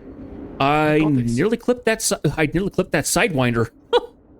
Attention, Lizard. This is Ackley. Remember that everything that happens next will be your own fault. Pirate scan detected from Christopher Tyler.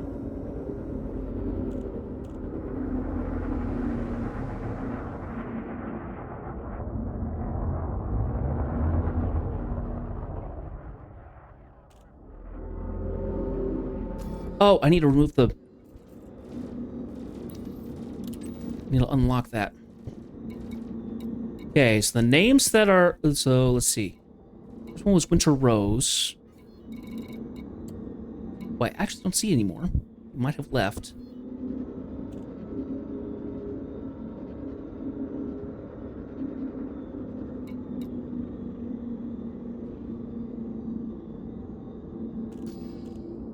Okay, we need to rotate ourselves back to kind of that direction. Yep, someone's getting shot at. H.E. Dumbfires, yep. Woo!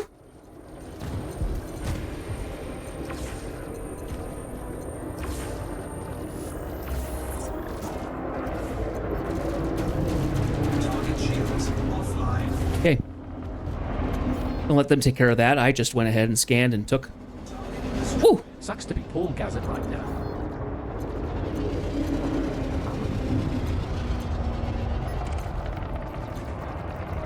Eagle. Ricky Collin. He's wanted. He's part of the team. Oh, and I got new data. Irregular emission data.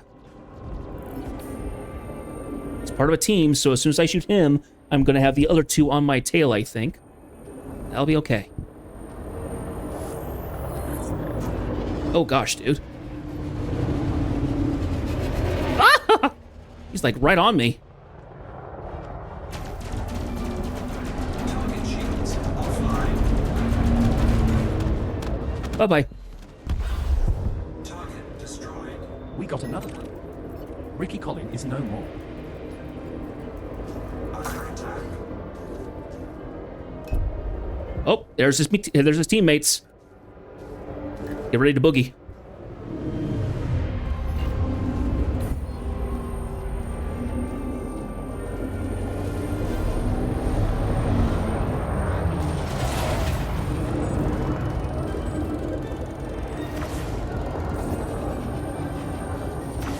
Target shields offline. I didn't get it. It's a little too slow. Tim Fenwick.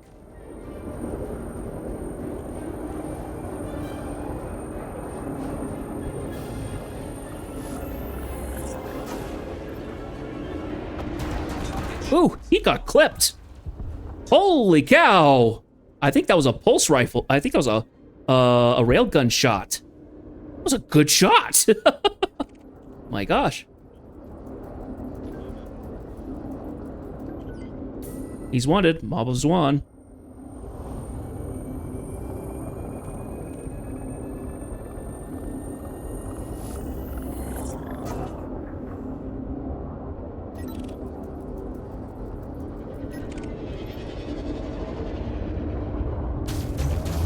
Target shields offline.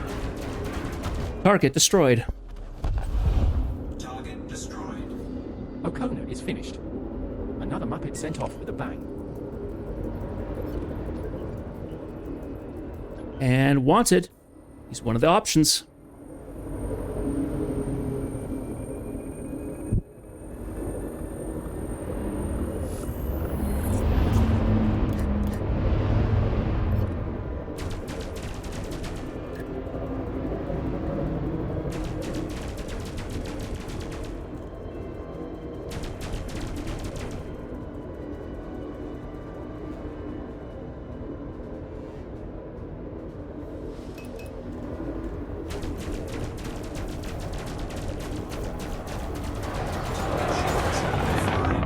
Under attack.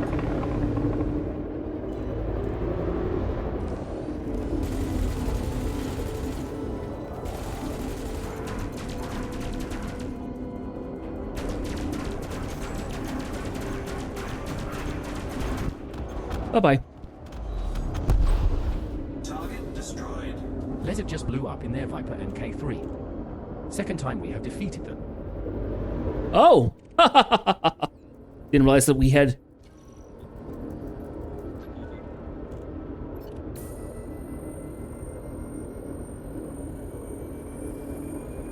Pandemic.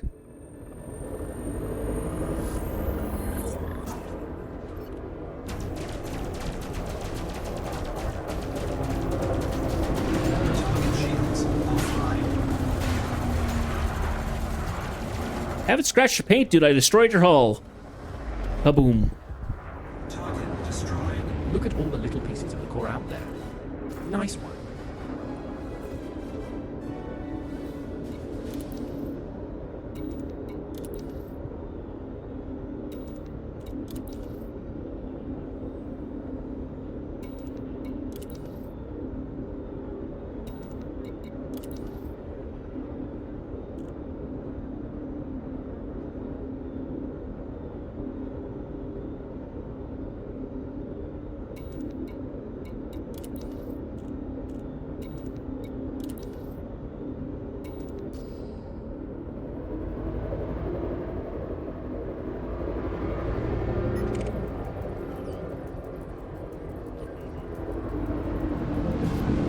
He's clean. All right.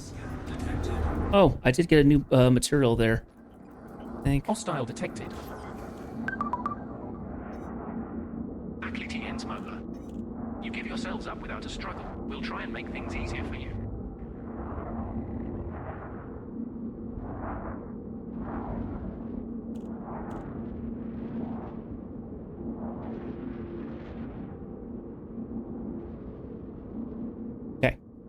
that marked up because I didn't do that before.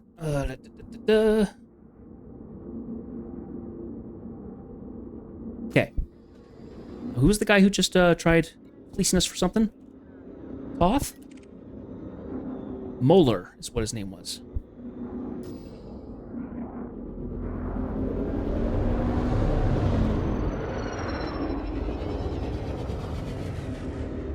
Scan detected.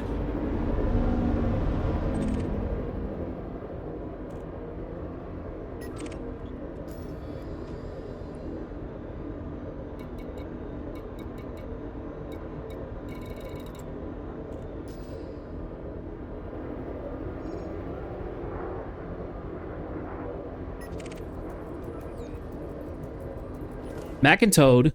He's back. Target shields offline. Target cargo dropped.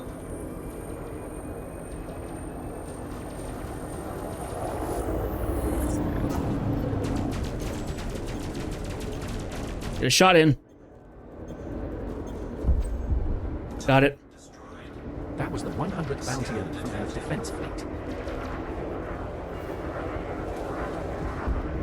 McIntosh just died from a fatal dose of capriitis. Second time we have taken Kablooitis. down Commander. More target practice for us. Oh, that's funny. I like Pilots were that. detected from Regt.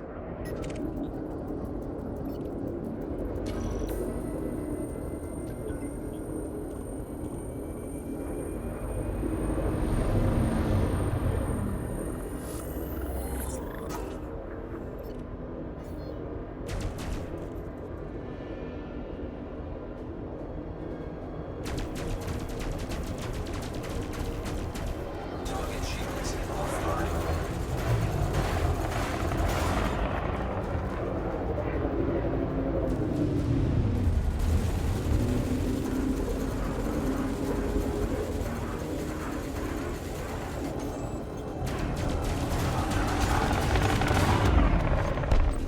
Kaboom. Destroyed. Scratch one more Viper MK3. Well, a bit more than a scratch, actually.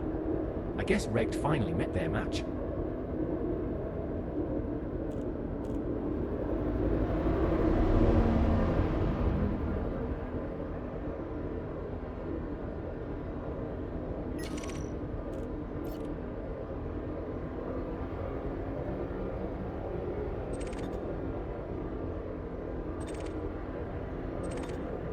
So if it says illegal salvage, I'll get in trouble for doing it.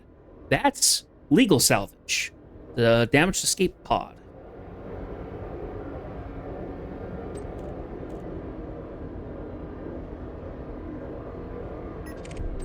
Oh, that one's gone.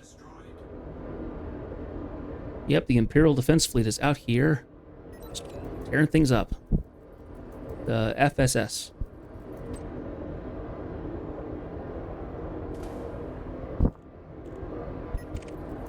It's a Keelback. Novice. Polsky McKay. Plane. Earth Defense Fleet. Scan detected. Oh, hello. Boxers. Hostile scan. Ship is registered to boxers. See, as you can see, it's a... Oh, it's an adder. Okay, so it kind of looks like a fer-de-lance.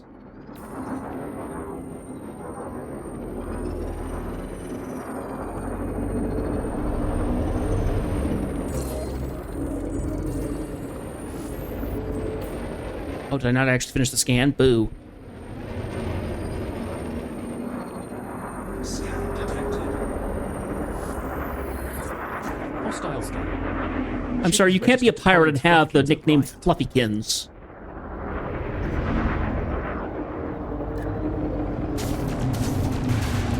Boxers looking for trouble. Target destroyed.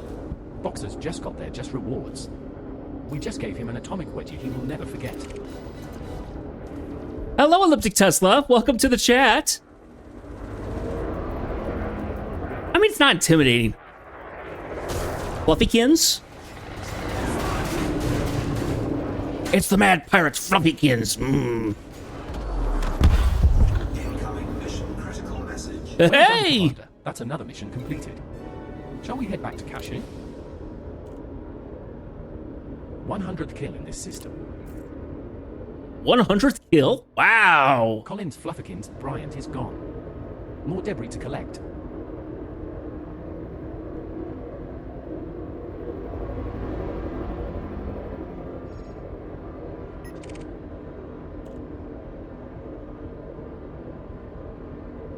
Oh, okay, fair enough. How are you, Elliptic? How are you? Epileptic, sorry. I got to get that right. And he's clean. That's right. Because we got phones.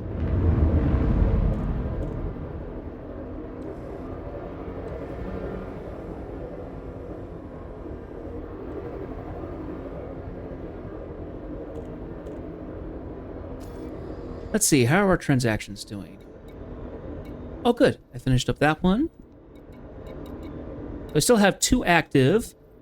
1 I need to kill 4 more. It's good. I need to kill 7 more. This one's around Luton Star. So I think I need to change areas.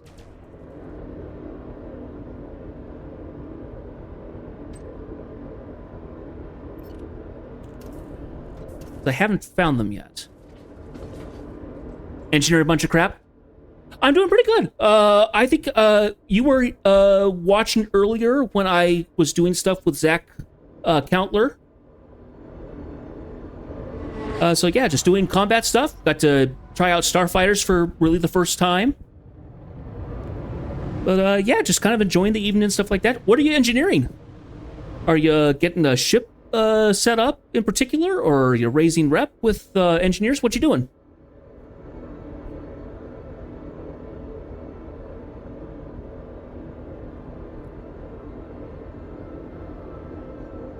Frameshift drive charging. 4, 3, 2, 1. Engage. Go ahead and drop the throttle back to 0. Let's do a quick scan here.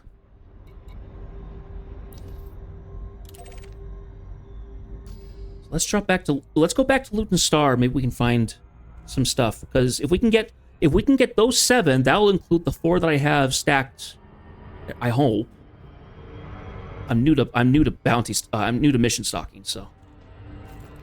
Helmsworth Chubb. Love it. Because this is done by the Independents of Duamta, and this is the Defense Force of Duamta. So, different places, but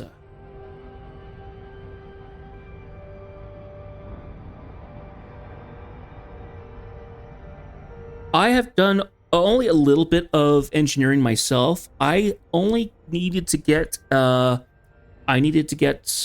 only a couple things to get my Mandalay for exploration stuff, because I started the game with exploration.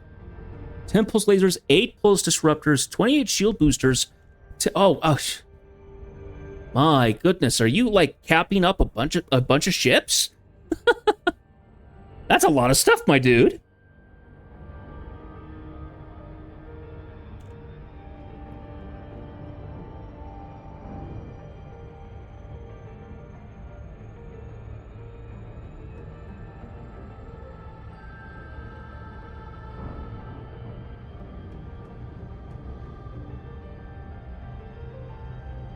Pulse lasers, that could be 2 big ships. Pulse disruptors, yeah, that could equal out to 2 big combat ships, or 3 ships.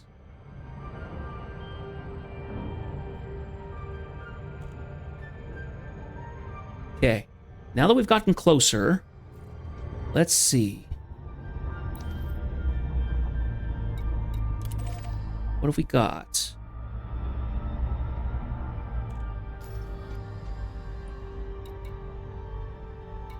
Oh, here we are. Oh, they're way out there, though.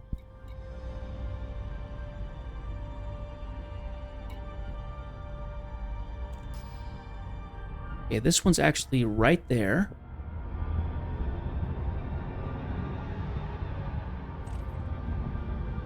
Convoy dispersal pattern, threat 0. So, not what we want. I'm gonna try that one next.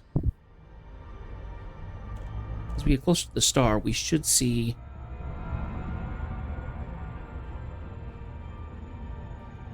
Time to restock. Fair enough.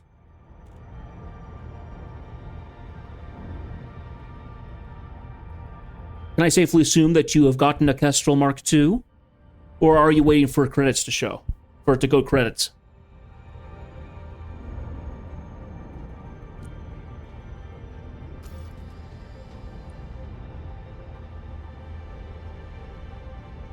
Power weapons fire signature.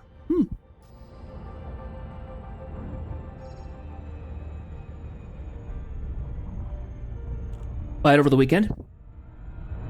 I've heard it's very fun to fly. Zack has one. He's really enjoyed it. It's extremely nimble, from what he got, from his impression of it, of what everybody's been kind of impressed on it. It is, in comparison to a lot of the bigger ships, it probably flies like a fighter. Is what it is like one of the launchable fighters. Which honestly sounds really cool. Unfortunately, I'm not one of those people. I don't pay for arcs. If I do get arcs or something, it's going to be for cosmetics. It's going to be for paint jobs and stuff. Not much else.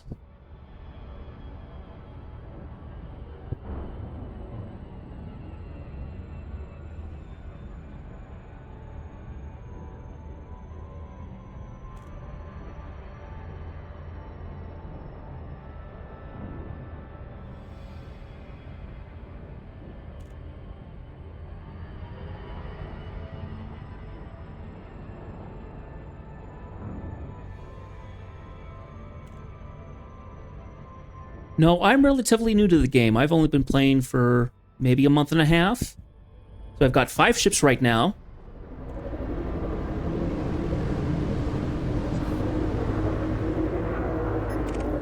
Hello, Cobra.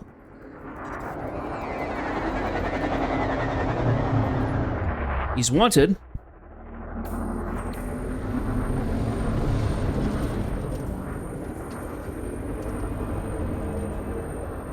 Flying in a chieftain right now, as you probably are aware. Means whose money thinks they have a chance. They don't.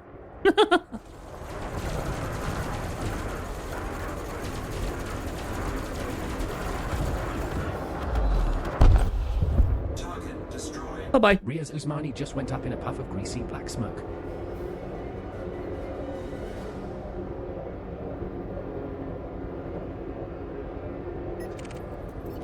Meridian portion. See Mansfield. It's clean. It's running for Winters.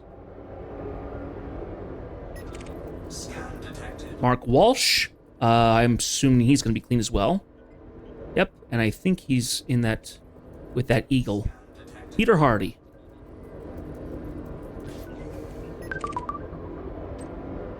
Good. Good. Let's see.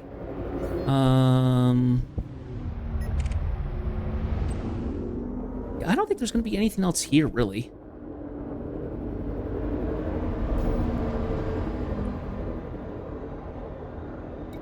What I'm trying to figure out is that if it says that something's in Luton Star, it's not talking to a specific area. Does that mean that anywhere in the system counts, or just around Luton Star? Because having it being around just the primary star would line up with how all the others are certain sections of the system. I think that's the case. Cannot comply. Oh, our hurt points are still applied. Frameshift drive charging. 4, 3, 2, 1. Engage. I actually will be taking a break from streaming this game. We are going to jump into, starting next Monday, we're jumping into our Star Wars marathon. So I will be playing 3 big Star Wars games. One I have played and 100%ed. I'm going to be replaying it. And then the other 2, I'm completely blind. So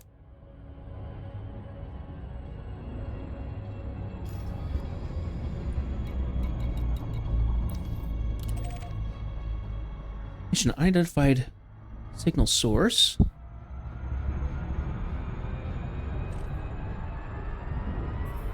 It's a trading beacon.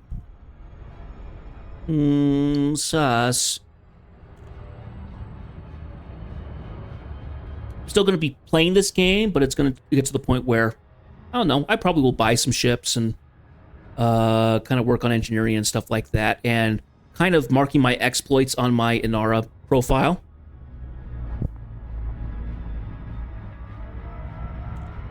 I've been marking down every time I make a codex discovery. When I get a promotion, when I rank up, when I buy a ship, all that jazz. When certain occurrences happen, I usually mark those.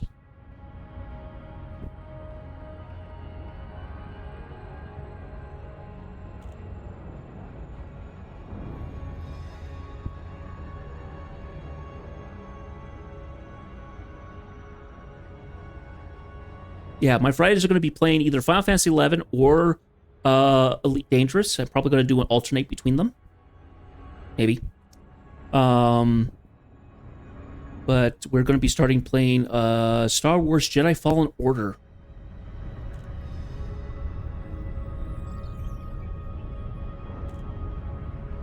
Okay, thank you so much. Yeah, thank you for finally answering that. First in the entire system. Okay, so if it just says Luton Star, anywhere counts. But if it's talking about you need to go to, 3 or 3A or something like that, you kind of need to go there specifically. What I don't like is when I stacked up on pirate missions and you fly into a section and it said, and 3 or 4 messages come up that said like, oh, scan failed. And it happens every time you jump in and out of Super Cruise. It's really annoying. Like, 4 critical mission stuff, and it's just the same 4 of like scan failed.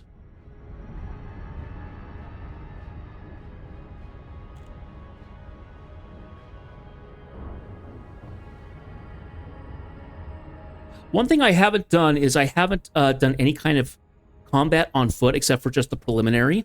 The only thing I mean I carry a pistol on my Artemis suit, but haven't done any kind of major combat otherwise. So there's a Type 9 out here, aerial. Incoming mission critical message. Goods required, guaranteed to pay more than going rate. Oh, I see. Oh, okay, so I could do it. Oh, wow, okay. I didn't even think about that, because I haven't been doing that every time I've gone into a new system. I've skipped all the signal sources. I hadn't even thought about that. Wow. Okay, so the trade thing actually... Okay. Interesting. Nope, nope, nope. Put those away. Put those away. Frameshift drive charging. Every time I go to one of these unidentified signals, I try to figure out, okay, what is actually going to show up if I go there? Because I've noticed that certain ones will actually open up certain things. If it's a distress call, it's usually somebody's run out of fuel. It looks like trade. If it's a trade thing, it's actually about talking to a trader kind of out in the open. I don't know how that works. I would assume you drop, because it does all the active ones at once. Fair.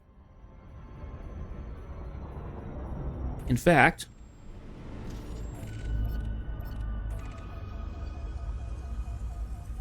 I wonder how the trade one works. I would assume that you bring it to them, you open up the cargo, and you eject them, and they pick them up, and they transfer a credit thing? I don't know. I don't know how that works. I don't know how that would work. Okay, so let's go ahead and yank these all over.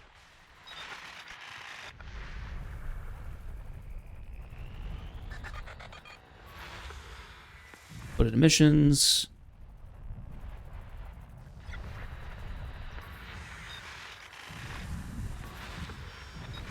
The high-grade missions usually will have a ship.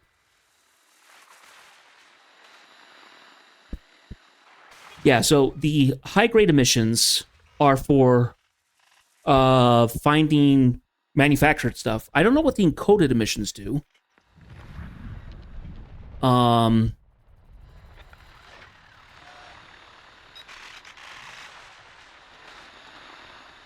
Oh, right. Oh, that's right, because they actually had a thing come up. I just removed it. Weapons fire means there's potential combat there. High-grade emissions. Power wreckage signature. Encoded mats and stuff, yeah. Degraded emissions, I would assume same kind of thing.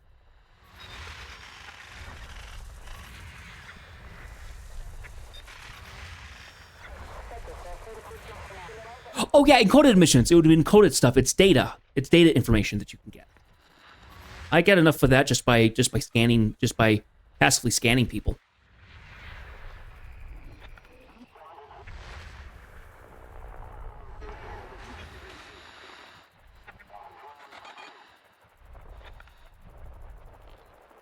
Okay, so if I go to... Where do I actually need to go? I need to finish this one. So this one wants me to just do loot to start, so anywhere. I mean, I could probably go back to one of the conflict zones at one of the res areas and just go after that.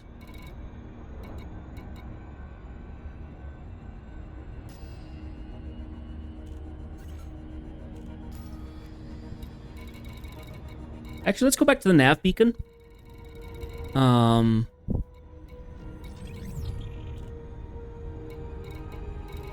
the nav beacon go?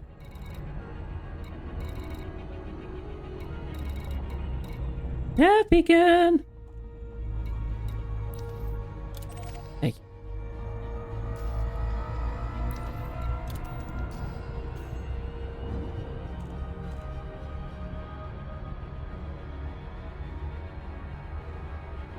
I was actually really close on finishing both of these. I need 4 more here, and I need 7 here. But I want to try and get this one if I can. If not, I'll get it tomorrow morning. Let's see, how am I doing on the goal? Still top 50%. Good.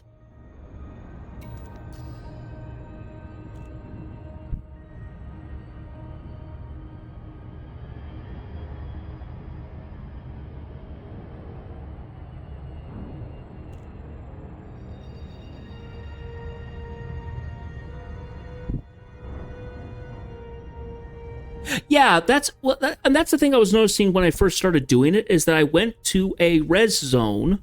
I believe it was a normal that I went to, but I was noticing that certain missions were not getting any progress, despite the fact that I was still shooting up pirates. So I was getting annoyed by that.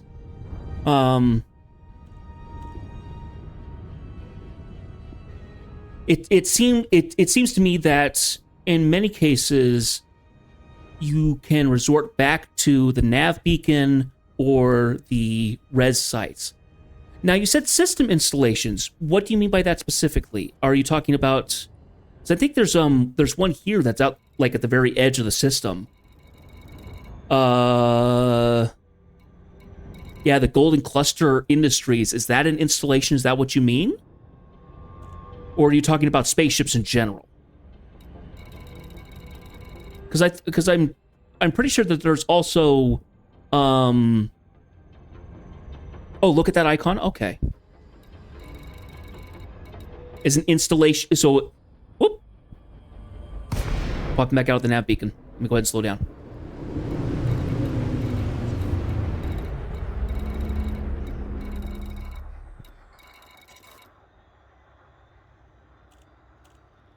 So I recognize this information. So the General Biological Laboratories, the Golden Cluster Industries, that's construction site, from what I understand. That's stuff that's being built right now. Which I guess would make sense. Pirates would want to go there to steal the resources from ships coming in.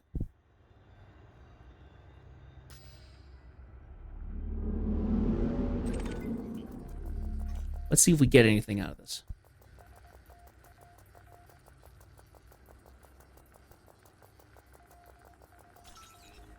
Scan complete. No new information as far as I'm aware.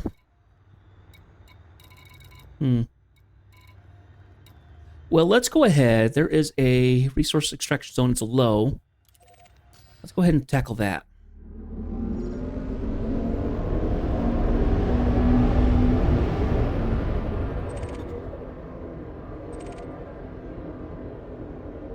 Frameshift drive charging. So when I first started playing, many years ago, back when Odyssey was about to launch, I believe, pardon me, I just had a burp. I actually went into it with combat in mind. So I got my Sidewinder, I fought, went around snagging bounties in res zones, at res sites, moved my way up to a Cobra Mark III, I believe. Did that for a little bit and did this all in VR, learning on the fly VR, no other 3D, no other third-party tools, essentially. I knew Inara was a thing, but I didn't really use it.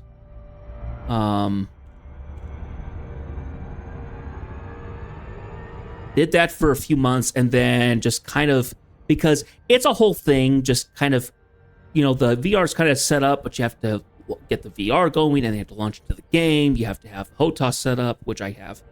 And it just was kind of a thing of like, I don't want to do this. Not to mention I couldn't play the game for very long. I could play for a couple hours, I think, before I actually was starting to get sick. Because of the motion sickness and stuff. But yeah, the game has exploded since then. So getting into it now has been very interesting. I believe Zack put it very well. It is a learning cliff. Just jump off the cliff.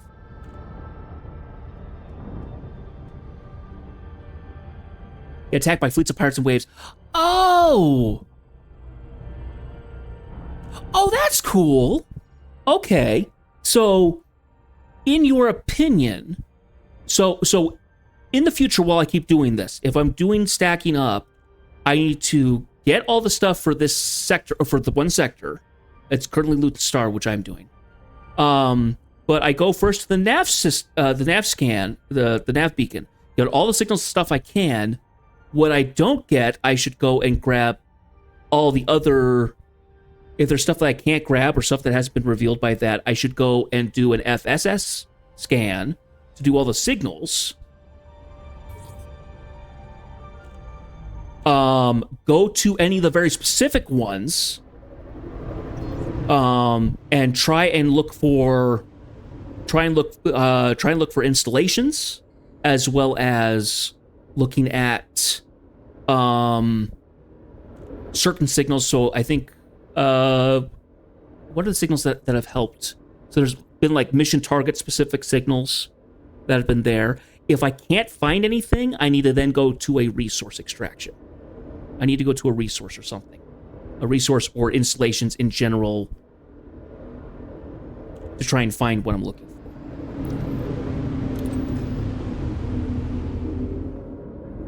for. Okay, let's go ahead. Let's turn on our night vision. It's starting to get a little dark.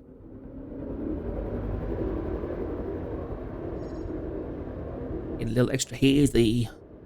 Now, let's see. Let's step up. Prime ourselves.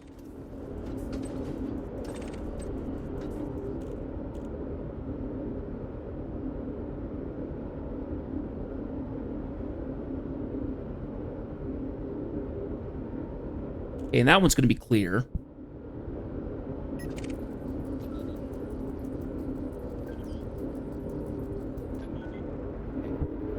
He's going to be clean.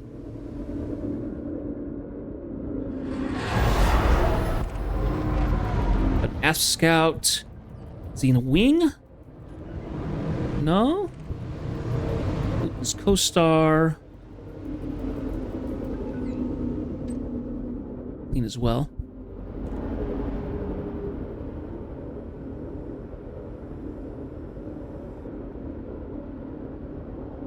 Uh-huh.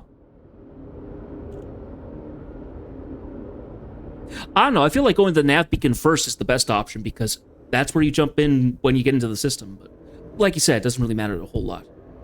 I really should take a look at the installation stuff then, because I've not been going to those.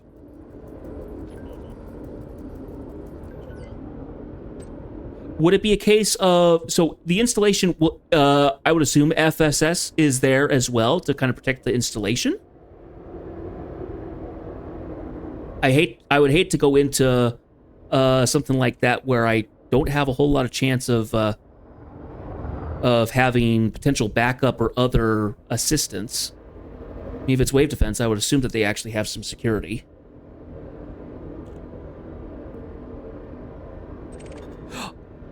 You know, I think that's true. I've been not having the best option with the. I've had a couple, but they've always been actually really tough.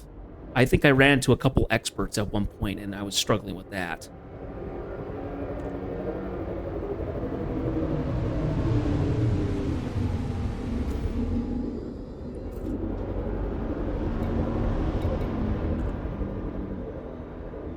Okay, good. So I wouldn't be completely outmanned or something. Okay, so it sounds like what I probably should do, if I want to get this done, I really need to go fly off to a facility.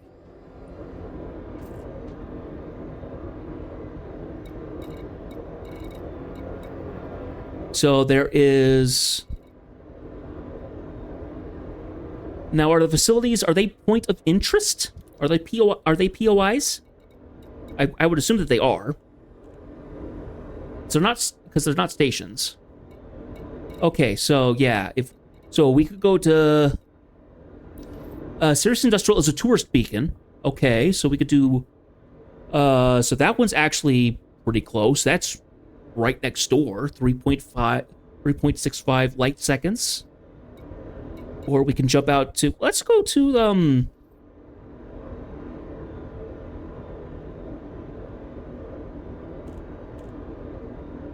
yeah, let's go to the dynamic quantum technologies. It's a little farther out, but let's take a shot at that. So, close up. Engines up.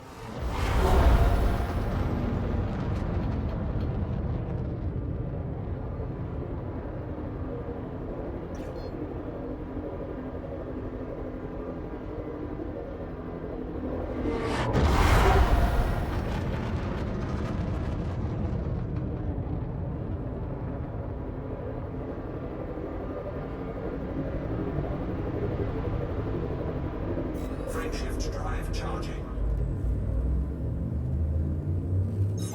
Now, because I joined in on Zack today, I actually didn't have the option of picking a side when we were doing the power conflict, when we were doing the conflict stuff. It's going to show up in my... It shows up in my comms menu, does it not?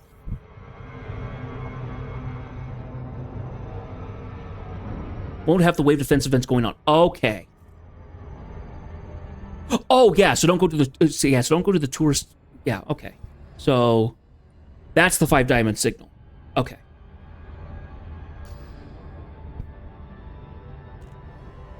Okay, and I wonder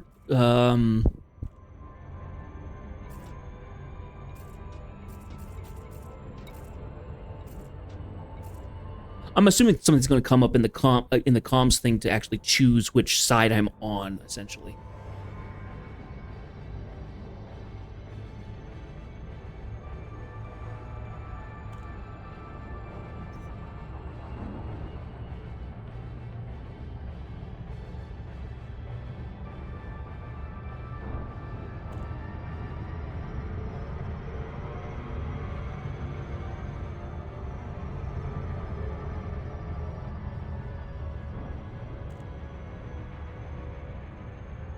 Just start blasting targets. It'll be obvious. There'll be pirates.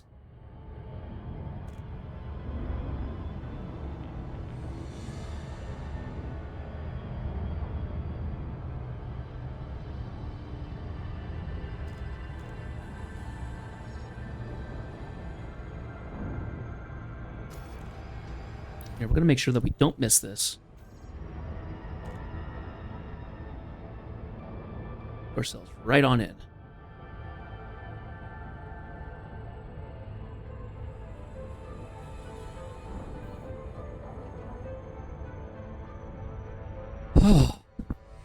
It's been interesting being in an area where there's other community where there's other commanders, because I've been going to because I have not been to any of the community areas yet.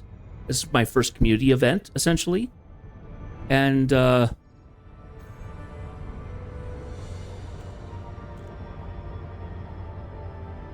I've been kind of heading counterclockwise around the galaxy, kind of heading ring right from the bubble. So haven't really bumped into anybody.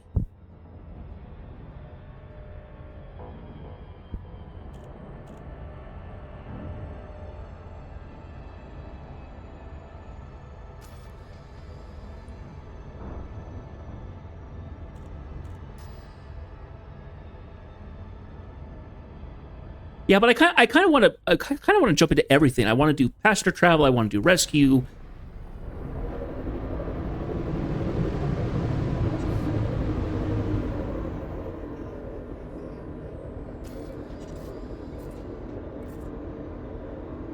There's a couple beluga liners here.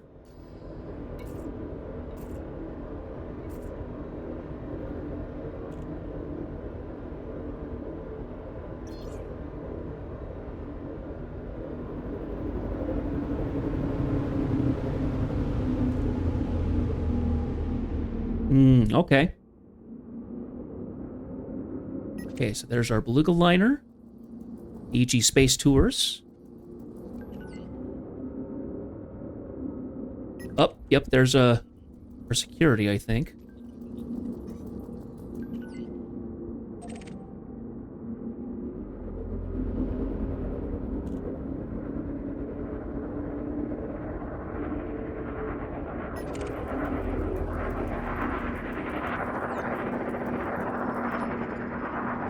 He's clean.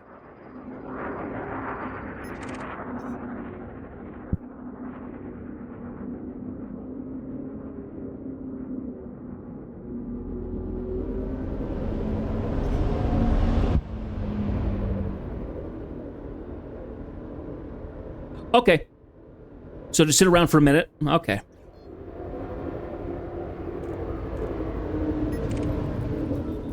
Heal back. Clean. All right.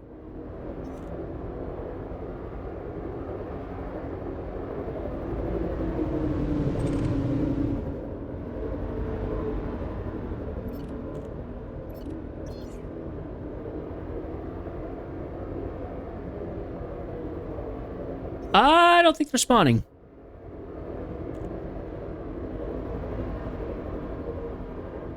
Oh, okay. So sit there for a few seconds. So sit there for maybe a minute. If the emergency radio thing doesn't show up, then okay. Well, let's go ahead and jump out of here. Shift drive charging. I have not been able to understand the frame shift inhibited by factor of number. What does that mean? Does it mean I'm still too close to something? Because I'm not mass locked.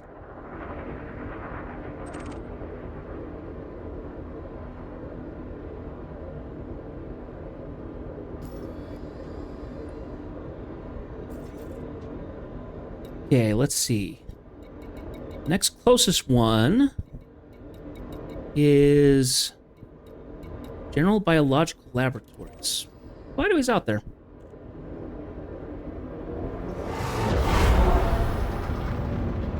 Frame shift drive charging. 4, 3. Just find it kind of annoying. It's like, you're not mass locked anymore. You hit the thing and it says, oh, you're still really close to something that's going to make it a lot harder to, it's a lot longer and a lot harder to actually jump. Warning. Frame shift drive operating beyond safety limits.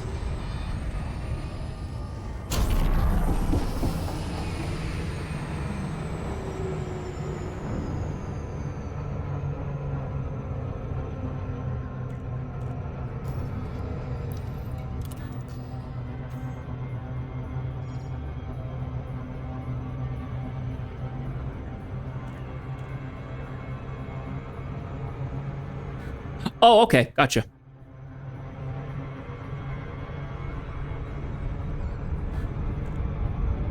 We're going way too fast. We're going multitudes of mm faster.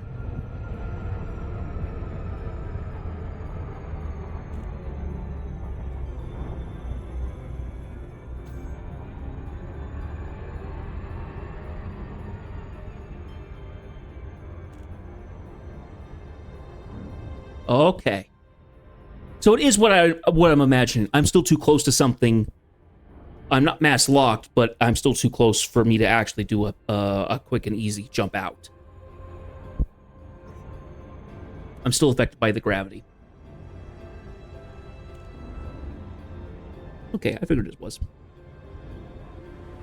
Well, we're going to try here and see if they show up. If they don't show up, I'm going to go ahead and head back to a station somewhere. I think we'll just land somewhere here and stop up and end the stream. We'll see, though.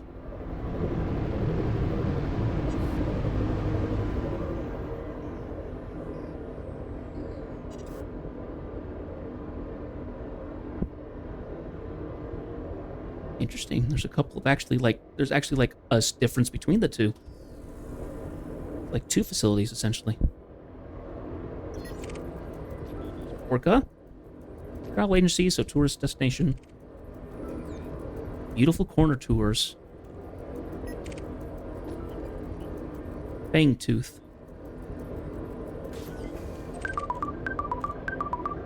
Nice. Got some info. Let's go ahead and unlock this so I'm not still looking at that.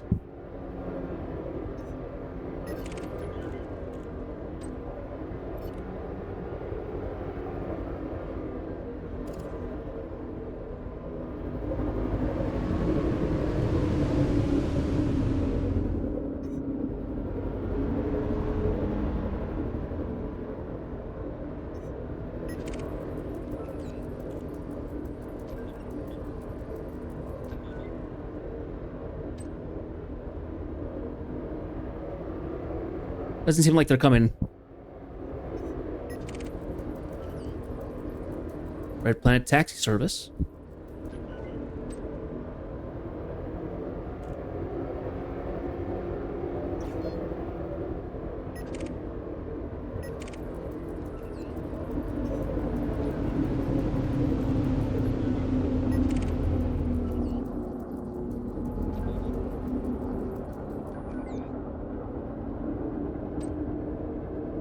All right, looks like they're not coming as well.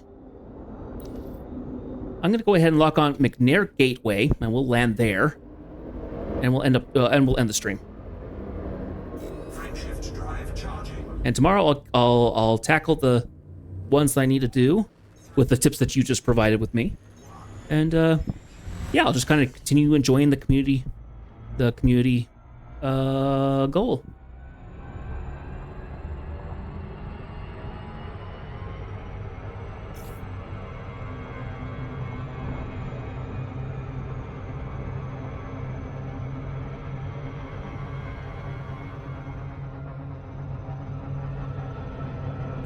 Go ahead and point away from the planet, get out of the gravity well a little bit, if we can.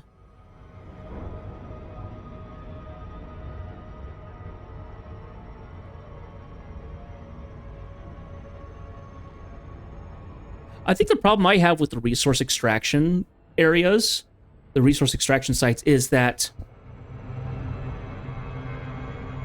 you are constantly trying to run around to grab any pirates that show up, and that's just really frustrating. Not to mention that you're trying to dodge around the rocks and everything like that, so.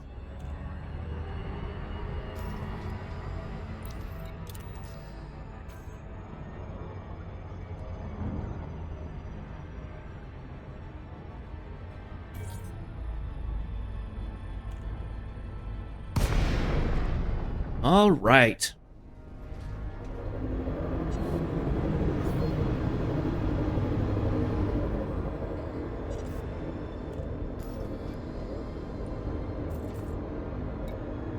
Docking request granted.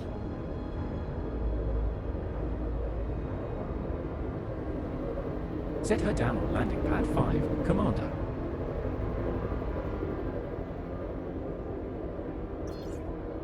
There's landing pad 5.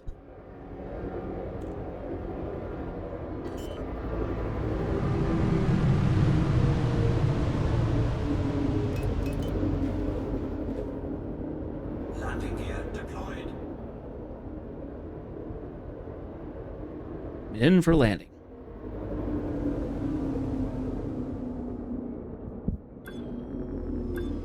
Yeah, the problem is that I don't think I'm geared enough to do that. to do hazard.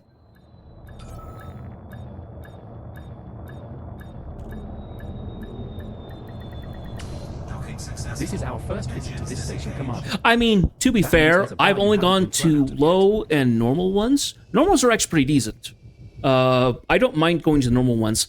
It's just that going to lows means that I'm able to fight things a lot faster. It's still annoying.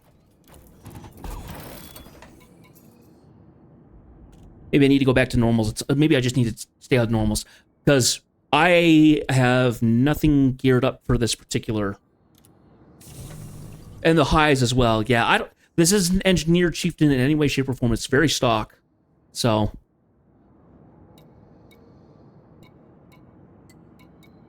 Anyway, let's go ahead and go to the hangar. We're going to go ahead and sign off for tonight, so. So yeah, when I get up tomorrow, I will work my way into tackling up stuff and probably do another round of things. We'll see. I have other stuff that I want to do tomorrow, so. Have any information? I think I still have that Ross sector. Yeah, don't have anything. Yeah. Fantastic. Oh, and there is a power contact. Whoopee! I want that.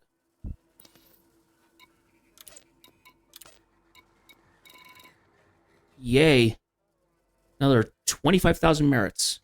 Bing. Incoming message.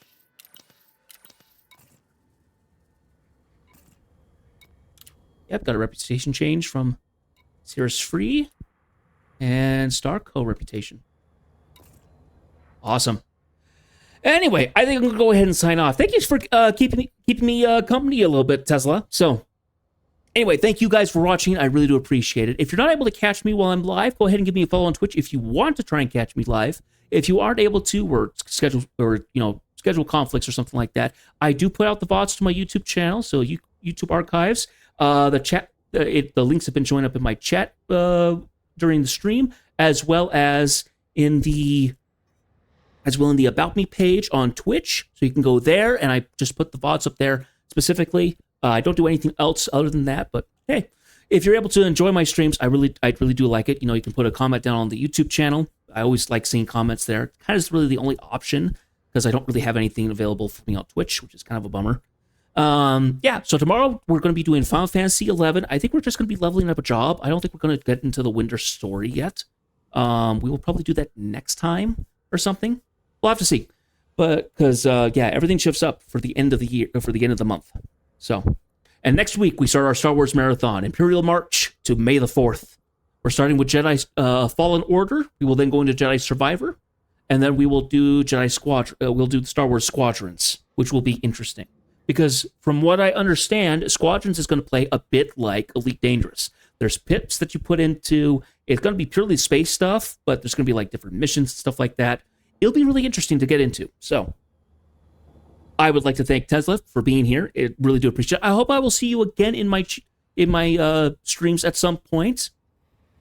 No pressure, of course. I'm sure that you'll be busy enough with trying to do engineering stuff like that.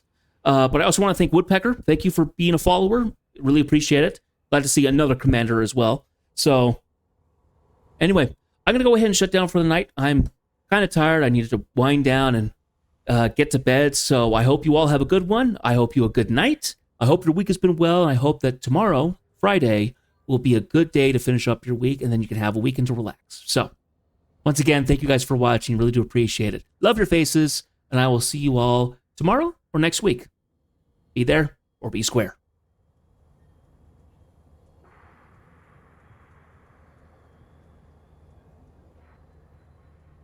My gosh, that was such a hokey ending. Ugh.